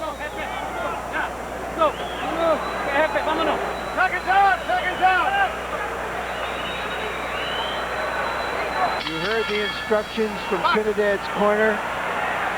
Stay on top of him. In round 7, Trinidad had the CompuBox numerical advantage, but of course he had a point deducted for a low blow. Harold, how do you have it now? Okay, Jim. 3-3, 1 even, because round 7 becomes an even round when Felix Trinidad won the round but lost the point on a low blow. I got a comment, Jim. I think the fight's being over-officiated. I would hate like heck to see a fight won or lost because of nonsense point deduction. You don't take a guy to a corner, talk to him for 5 minutes, and deduct the point. That's a joke.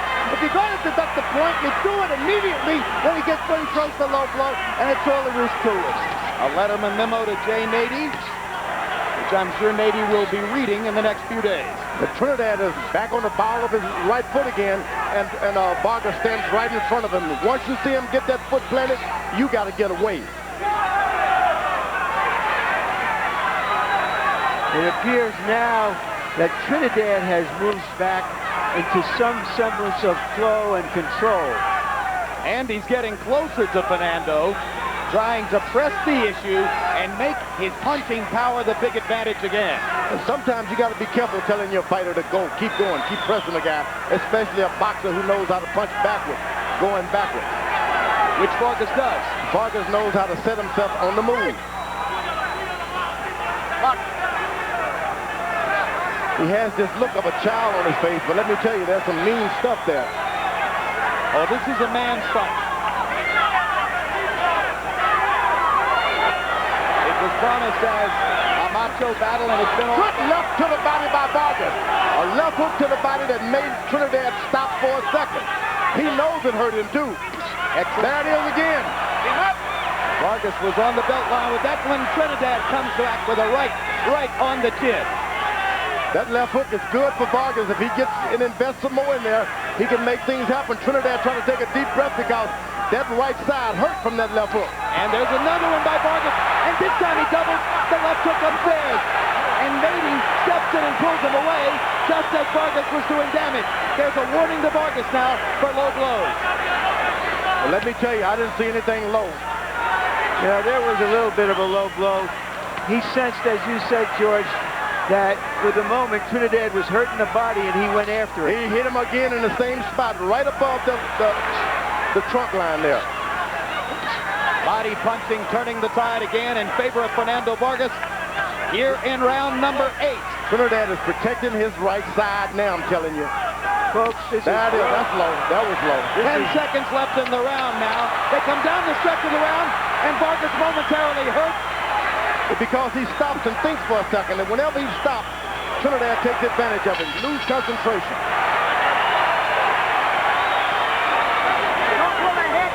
This is world-class stuff, folks.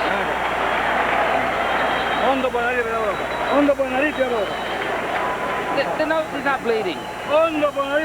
You got to deep breath. That's what you need. One more deep breath. Raise your hand. We're fine. We're going fine. The fight is tough, but he's feeling your punches. We are okay now. How do you feel, Tito? Feel fine.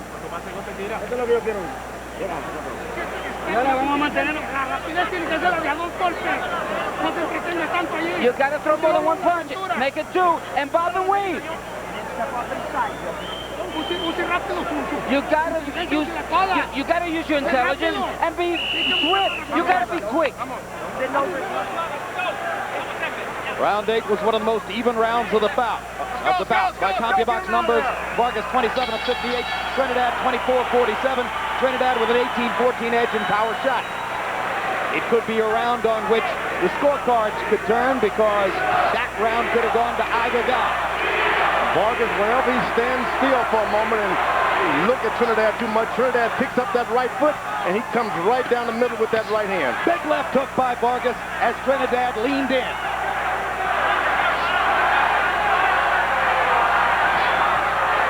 Fernando thinks he's found something with the body punching. He's trying to set it up again. His corner told him to bob and weave a little bit. Trinidad is a little tall. He can't bend in the waist as easy as Vargas. Uppercut attempt by Vargas. Left hook landed on the chest. Trinidad missing with 2 rights. Manages to catch a piece of Vargas with the left. Trinidad now should reestablish his jab. Get back to the left jab. Trinidad should be the message from the corner. He's got a back jab. When Vargas hit him with a jab, nothing happens. But when Trinidad lands one jab, Vargas' head goes all the way back. Nady tells Trinidad not to pull Vargas' head down.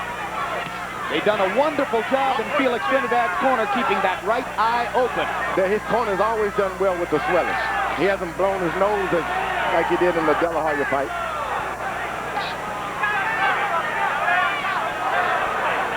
Vargas is getting really brave now, throwing uppercut.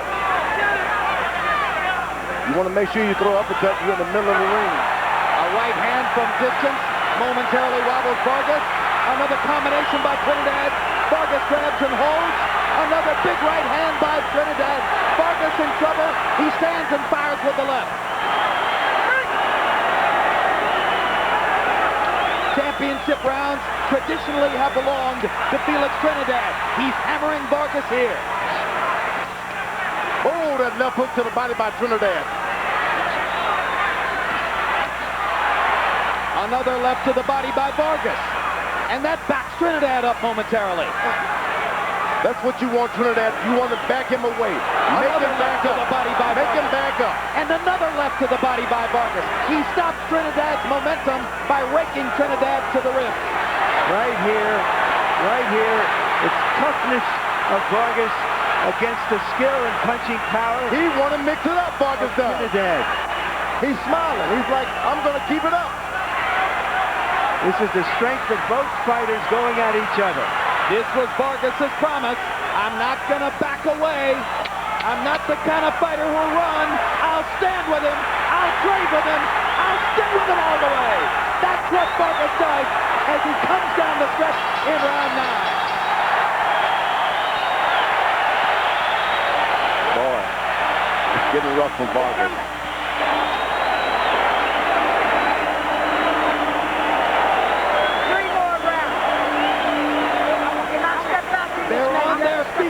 Standing and applauding both fighters. When you step in, you heard it. When you step back and bend over, he fires the right. Do not move to the right.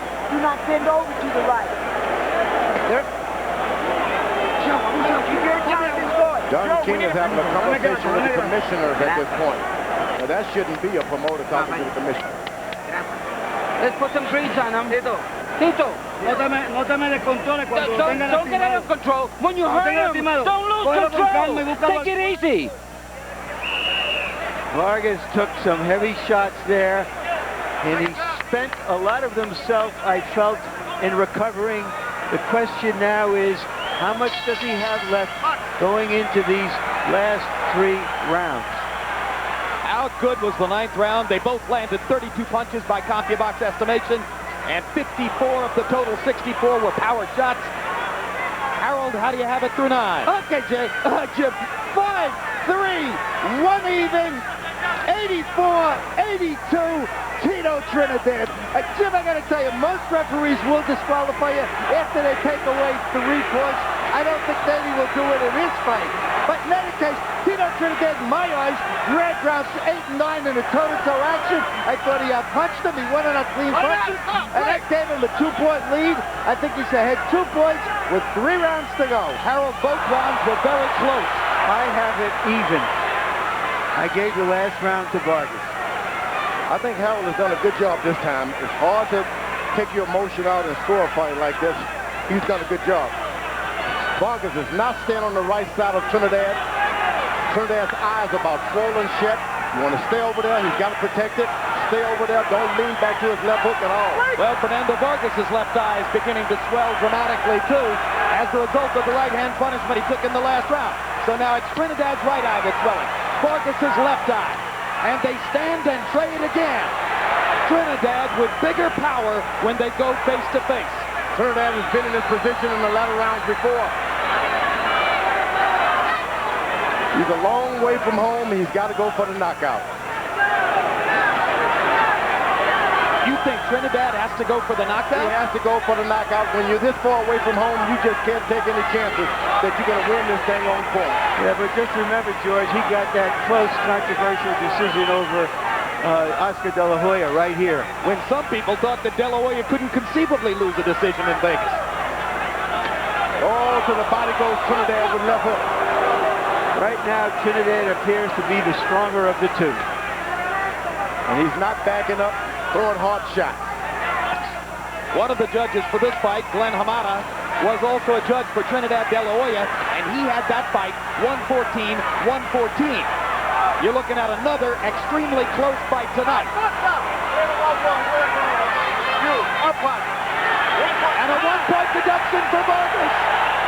And the Trinidad fans go wild. Remember, there have already been 2-point deductions against Trinidad. I think that was a make-up call by Nady.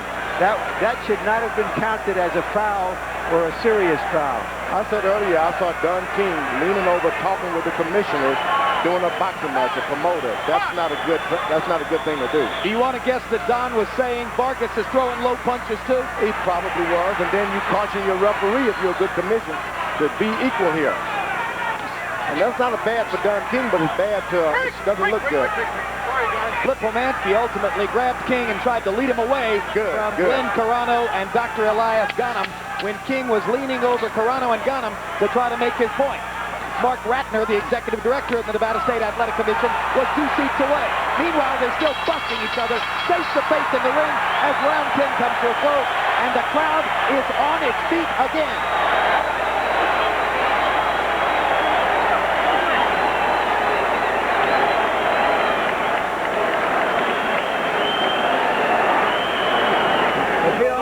Okay, deep in breath, deep breath. He's dead.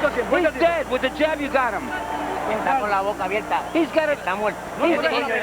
He's yours. He's got his mouth open and he's tired. Don't let him get away now. Con inteligencia, Fernando. You got to use your intelligence, Fernando. And you got to put the pressure, but you got to put fast, quick. Don't stand right in front of him. Haga cintura rápida. Agua. Here's a look at the low blow call, Larry. Yeah. It was low. It was a little low on the border, but nothing that it just really grazed him. Didn't look. I don't think it would have been called if he hadn't previously penalized Trinidad. Well, and also Vargas had some other low blows in the preceding round. Be that as it may be that right now Vargas either has to win the last 2 rounds or score a knockdown or a knockout to win the fight. Yeah, I think Vargas is the one who needs the knockout because that was a big round for Trinidad numerically, and he got the point deduction.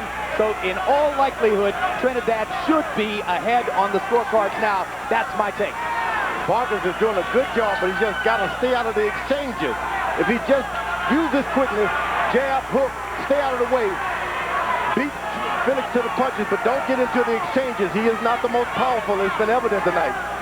Now, Trinidad has definitely had the edge in power. Well, then how's he going to win the fight, George? Well, you just hit him, move out of the way. Hit him, move out of the way. And win the last 2 rounds and hope that's good enough? That's right. Win the round. But you can do it, hit him, but don't get into the exchanges. He throws his left hook, you're out of there.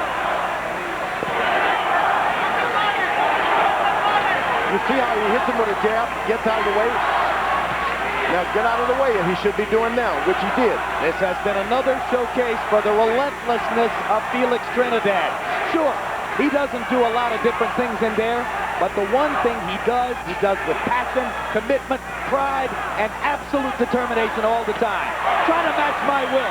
That's what Felix Trinidad says to his opponents, and he's been saying it to Vargas down the stretch of this fight.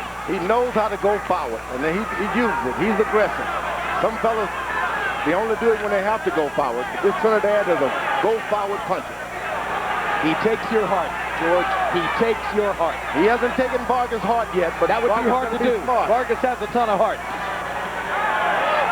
Just remember, guys, this fight was almost over in the first minute, and here we are with a minute to go in the 11th round. That's all you need to know about Vargas' heart. In case you missed the beginning, Vargas was down twice in the first minute and a half of the bout, but survived. Down the exchanges, Felix Trinidad is going to get the best of the exchanges. Vargas has got to stay away from trying to mix it up. Do what you're going to do first and get out of the way.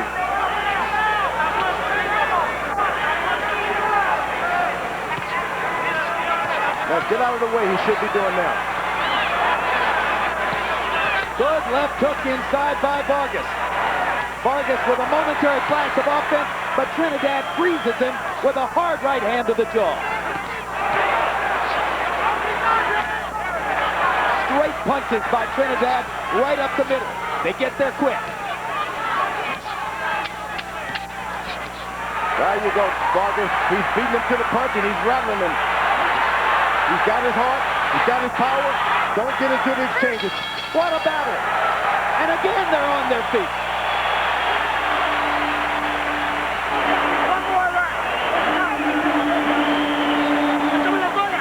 Give me a towel. Listen to me. He's going to come very hard this round. You have to use a hard, stiff jab. One more round, You're going to give him a beating in this round. Deep freeze. Deep freezing. Take a deep breath. El último round, people. Último round. We got to get that water. Balls count, baby. This is when you breathe. Pon vaselina. Let's put some Vaseline on him. We need a round. The last round. Pero quiero que estés bien y que estés consciente de lo que estás haciendo. You're fine. We're conscious of what we're doing. Are you conscious? Yes. Give me some water.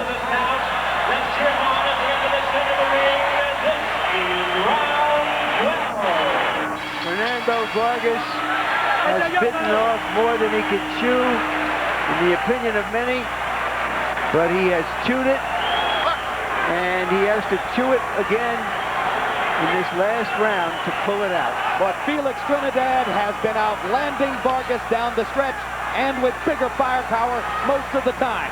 Harold Letterman, how do you have it go into the final Okay, round? Jim, I absolutely agree with you on that power towards the end of the fight. 6-4, 1 even, 103, 100. Felix Tito Trinidad. Jim, there's no question, out of the last 4 rounds, Tito Trinidad is at least 3. Down goes Vargas on a big left hook. And up he gets in 2 seconds. And now it's abundantly clear. Fernando Vargas must score a knockout or he's lost this fight. Down goes Fernando again. He's seriously hurt. He doesn't have his wits about him. He is reacting simply from instinct and courage. He's out of it. He can't see Trinidad. He's about to get knocked out. Barring a miracle here, it's going to be a closing knockout for Tito. Fernando trying to survive. Fires a couple of punches. And holds on like a skilled veteran. He's a veteran. And that'll do it. The third right hand, the third knockdown of the round. A huge victory for Tito Trinidad. He closes the show like the champion he is. What a fight. What a fight. Give the people what they want. Did they get their money's worth tonight, George? Gave it to them. And also did Vargas. He also did his nothing.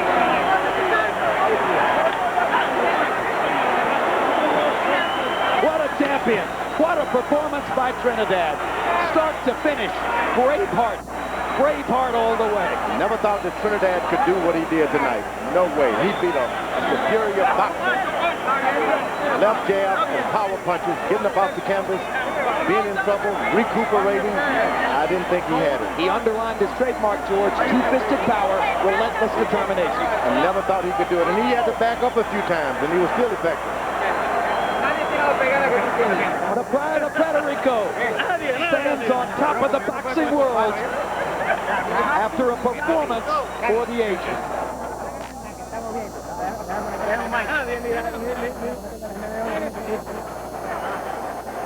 Vargas had everything he needed to win this fight.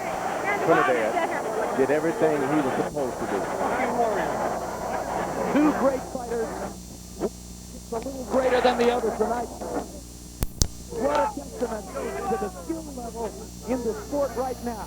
These guys showed you there's great boxing on the planet right at this moment. And we needed that. This is one fight we needed.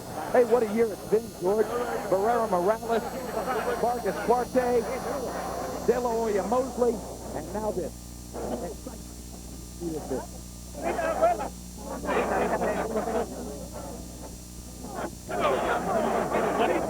CompuBox numbers over the last 3 rounds. Trinidad outlanded Vargas 63-36. As Larry Merchant said, he closed the show.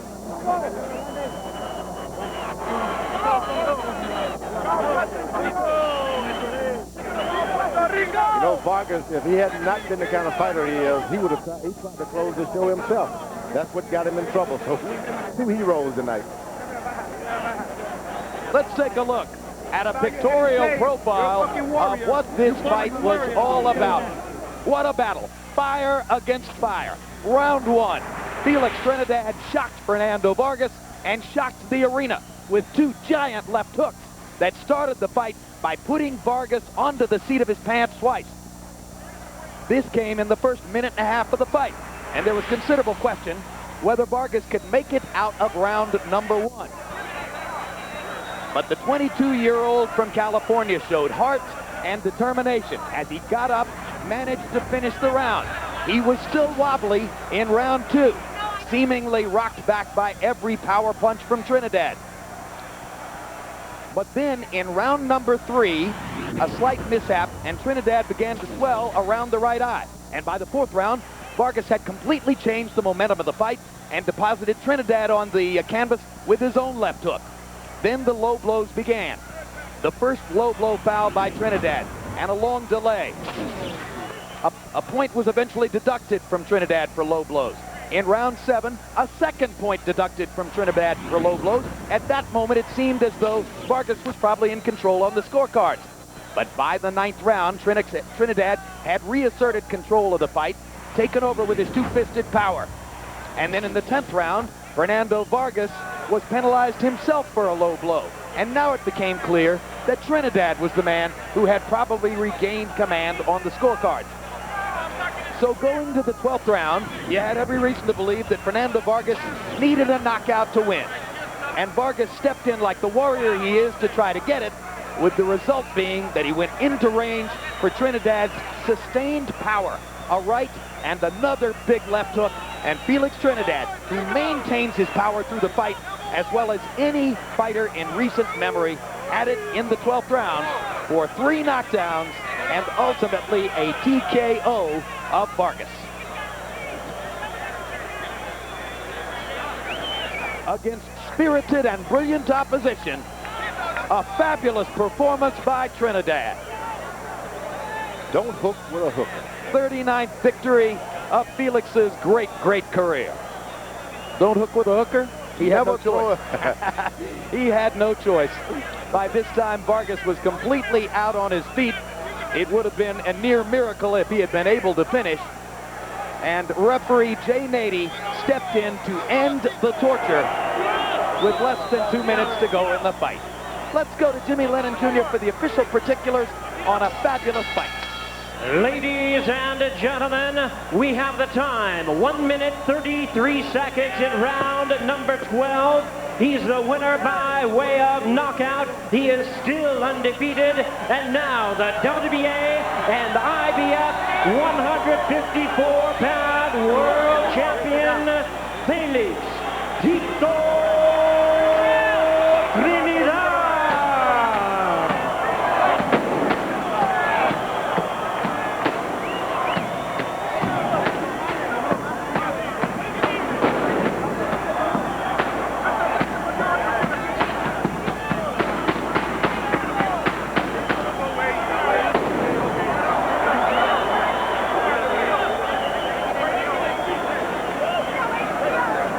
CompuBox numbers. It was Trinidad who came roaring down the stretch to overtake Vargas in total punches landed, and he landed at a brilliant 50% connect rate throughout the fight. Power punches, the heart of the story, as it usually is when Trinidad fights. Left hand and right hand power, 43 more power punches landed. Dominance in this category that ultimately led to the knockout victory. And let's go to Larry Merchant with the brilliant Tito Trinidad. Tito, congratulations. Was that the great fight you anticipated? Esa fue la gran pelea que tú esperabas. Eso así, yo solo había dicho, era una gran pelea, pero como se había dicho, yo iba a ganar y así gané. Yeah, it was a great fight I expected. I told everybody it's going to be a great fight, but I knew I was going to win. Is that the toughest fight you've ever been in? Esa es la pelea más difícil que tú has tenido. Bueno, ha sido una pelea bien fuerte. Vargas es un gran peleador, un peleador fuerte, pero yo siempre vengo bien preparado y se lo demostré. Yeah, it was the toughest fight, and it was a tough fight. But Vargas is a good fighter, but I came well prepared. You knock him down 2 times very quickly in the first round. Did you think the fight was over then? Lo tumbaste 2 veces en el primer round. ¿Creíste tú que ya se había terminado la pelea? Pensaba que sí, pensaba que la pelea iba a durar poco, pero él trae una buena condición y me pudo durar los 2 atrás. I thought the fight was going to be over quick, but you got to give credit to his stamina, his conditioning. That's why he lasted. So you were surprised that he was able to find a way to survive that first round. Entonces te sorprendió que él buscó la manera de sobrevivir ese primer round. Sí, bueno, él vino con una gran condición, sobrevivió hasta el round 12, pero puse mi mano fuerte nuevamente y no quemaba. Yeah, it surprised me, but he came with good conditioning, and I knew that with my good conditioning, even if it would take 12, I would win. He started to get into the fight in the 3rd and 4th round. He knocked you down. How badly were you hurt? Vargas comenzó a entrar en la pelea en el 3er y 4th round, te tumbó, estabas herido, estabas golpeado. Bueno, me dio un gran gancho de izquierda, me derribó, pero yo estaba en una gran condición y gracias a Dios pude acabar la pelea por nocaut en el round 12. He hit me with a good left hook, and he hurt me a little bit with my condition, and I withstood it. You were penalized several times for low blows. Do you think the referee was right to do that? Te multaron 2 o 3 puntos por los golpes bajos. ¿Tú crees que el referee tenía razón en hacer eso? El último golpe que le di, para mí, posiblemente los primeros 2, pero el último golpe no. Me quitaron un punto injustamente. And maybe the first 2 times that I hit him low was all right, but the 3rd time, I thought it was unjust to lose a point then. Were you afraid somehow that you might lose the fight on those penalties? ¿Tenías tú algún temor que podías perder la pelea por una descalificación por los golpes bajos? En algún momento pensé eso, por eso me privé un poco de tirar ese gancho izquierdo al cuerpo, pero yo soy un gran peleador y nunca me rindo. I was afraid of that. I thought about it. That's why I held back from throwing low punches again, because I was afraid it would be a disqualification. Could you see, as the fight went on into the last rounds, did you feel that you were starting to take control and that you were stronger then? ¿Tú sentiste que yendo para el fin, el último round, ya tú estabas fuerte y ya era cosa de tiempo? Sí, yo sabía que la pelea se iba a quedar por nocaut y gracias a Dios pude poner mi mano dura en el round número 12 y se acabó este combate. Yeah, I always knew that the fight was going to end in a knockout, and being that it went to the 12, I always had hope that I could do it, and it did. Did your eye bother you through the fight? Was it ever a serious problem? ¿Tu ojo te molestó durante la pelea y fue algún problema que te causó eso? No, me molestó un poco, sí, en el round, al principio del primer round, sentí que me dio con el ojo, con el dedo pulgar dentro del ojo y se me borró la vista un poco, pero yo soy un gran peleador. It bothered me a while, and I got hit in the, I thought it was a thumb, but I knew I would win, and I'm a great champion. Going into the 12th round, did you feel you needed a knockout to win, or was it just there because he was coming to try to knock you out? Para el final, el 12 round, ¿tú sentiste tú alguna vez que necesitabas un knockout o era que el knockout vino? No, yo iba a ganar como quiera por la edición, pero gracias a Dios y que siempre está conmigo, pude colocar un buen golpe. I don't think I needed a knockout until the 12th round. I was winning the fight all the way, and thank God it came. Do you think that there will come a time when you will fight him again? ¿Tú crees que va a haber algún tiempo que tú le pelearías otra vez una revancha? Bueno, todo es posible. Comenzaremos con Don King y vamos a ver qué puede pasar. Everything is possible. We'll talk to Don King and see what happens. Thank you very much, Tito. One moment, please. Quiero enviar un saludo a mi madre en Puerto Rico. Say hello to my mom in Puerto Rico. Enviar un saludo a mi Kima, en Nueva York, a Javier y a todas las personas que cumplen años hoy en Puerto Rico. Un beso de gloria a todos ellos. He wants to say hello to everybody in Puerto Rico and everybody whose birthday and in New York. I say hello. Thank you very much again, Tito. Jim? All right, Larry. Judges' scorecards, and there is an interesting note here. Going into the final round, Felix Tito Trinidad had the fight won, basically, by unanimous decision, leading 103-100, 104-100, and 104-99. Where was that margin of victory coming from? Well, interestingly, Trinidad won every round from 6 through 10 on all 3 judges' scorecards. Talk about a rally down the stretch. That was two-fisted dominance when it mattered most. So Felix Trinidad stamps himself as the most dangerous man in what Fernando Vargas eloquently called the danger zone of the sport. The superstar region at 147, 154, and 160, where so many of the sport's most talented fighters now reside. Let's look ahead, George, just a moment to the immediate future in the danger zone. Let me say first, I got to eat a little crow. Because I thought Vargas was going to win it. He had all the package, but he didn't win it. My hat is off to Felix Trinidad. You're a graceful man for pointing that out, George. You didn't have to do so. If I'm Shane Mosley at 147 pounds, having stamped myself in the last year as a major superstar in the sport, #1 pound for pound in the major boxing magazine's rankings, I don't think I want any part of going up to 154 to fight this punching monster. Your thoughts? I don't think so. If you're going to be all of that, go for all of it. Sugar Ray Robinson did. And all of the great fighters, they didn't mind taking the steps up. What is the guy that won the 3 titles? The hurricane type fella, Armstrong. Armstrong, Henry yeah, Armstrong. Sugar Ray, if this man want to get in there and do the same thing, it's available for him. I wouldn't step aside for anyone. If they're going to call me pound for pound the best, prove it. That's why Sugar Ray Robinson was called all that. On the other hand, Trinidad has talked about going up to 160 to fight a middleweight champion, William Joppy, and then on to 168 to try to seek out Roy Jones. Now, he seems to me to have gotten stronger when he went from 147 to 154. Could this guy go as high as 168 and be effective? And I saw something tonight that Don King is not only the best promoter around, he's the best manager. That was a good managing job he did with the commissioners tonight. He can move this man into any division he can. He's going to have the strength to do it. Trinidad, he's the man right now. As far as I'm concerned, he demands. So if he wants to go fight at 160 or 168, you say whatever he wants to do. Whatever he wants to do, he's proven to me that he can do it now. I had no idea he had that much in the barrel. He is filled. This guy's got all the way up to the top. He's all of that. And as a guy who loves punching power, you have to love the way he fights. Don't hook with Trinidad. I'll tell you, whoever you are, stay away from him. All right. Well, we're efforting, as we say in this business, a Fernando Vargas interview.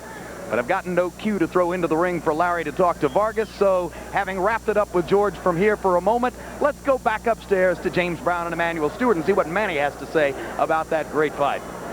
All right, Jim, and as we attempt to get that interview with Fernando Vargas, if we are successful, we will go back downstairs to Larry, talking with Fernando. We'll see what happens in just a bit. But, Emmanuel, you and I talked about this throughout the fight.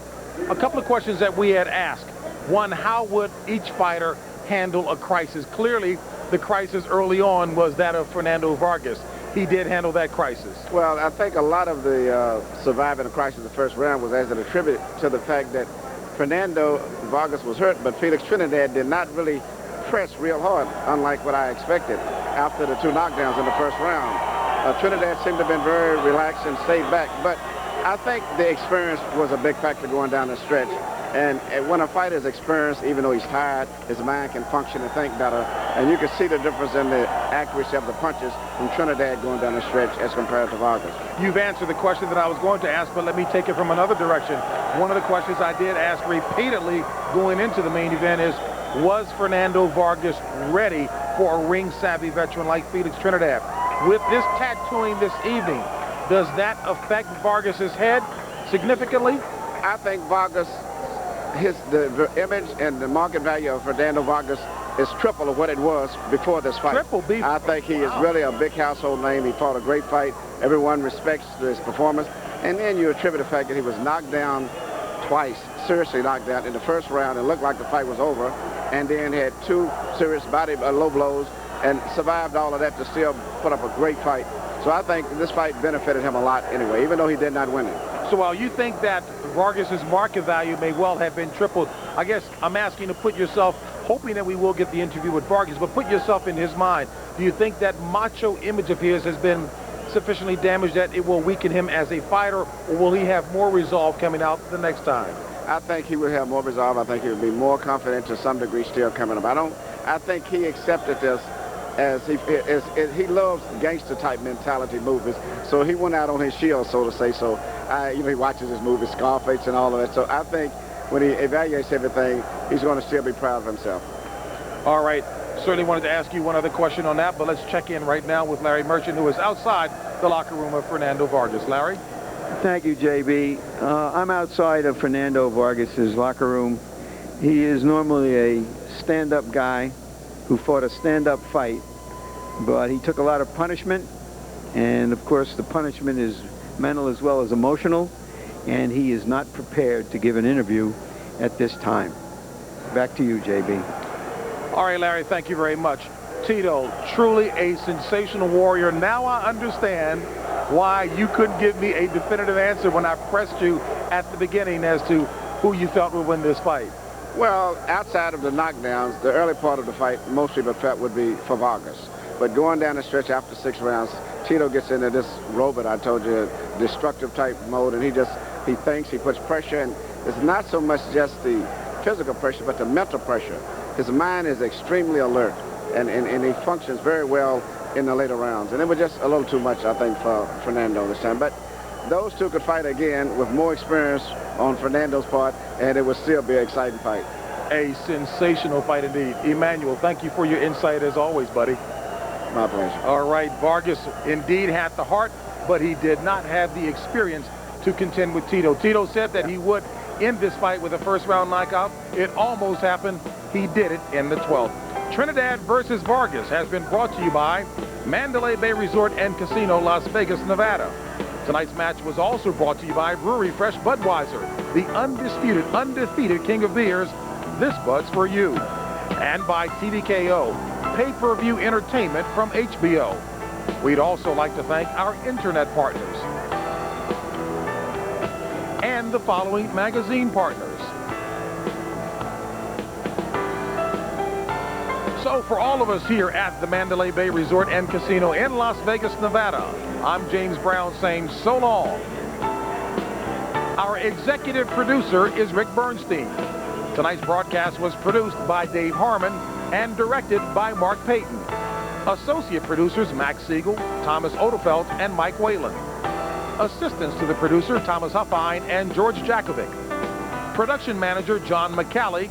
Technical supervisor Bob Hunter. And the technical director was Doug Getz.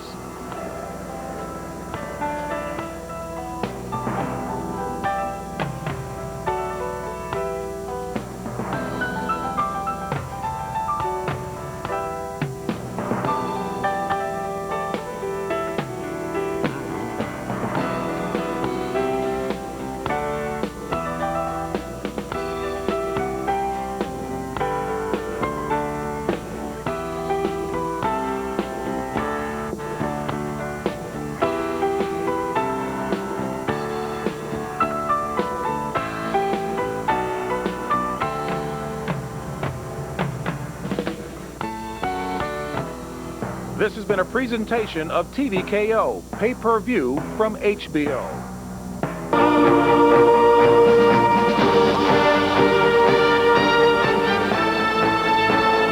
The following is a special presentation of HBO Sports, the network of champions. Last weekend, Chapter 2 in the Middleweight World Championship Series. William Jaffe, intent on emerging as the only true middleweight champion. Felix Trinidad, moving his devastating punching power up to a new neighborhood. In the ring, Trinidad turned Jaffe's early energy into his own chance to punish the title holder. There's a big left hook from Tito Trinidad. Good right hand.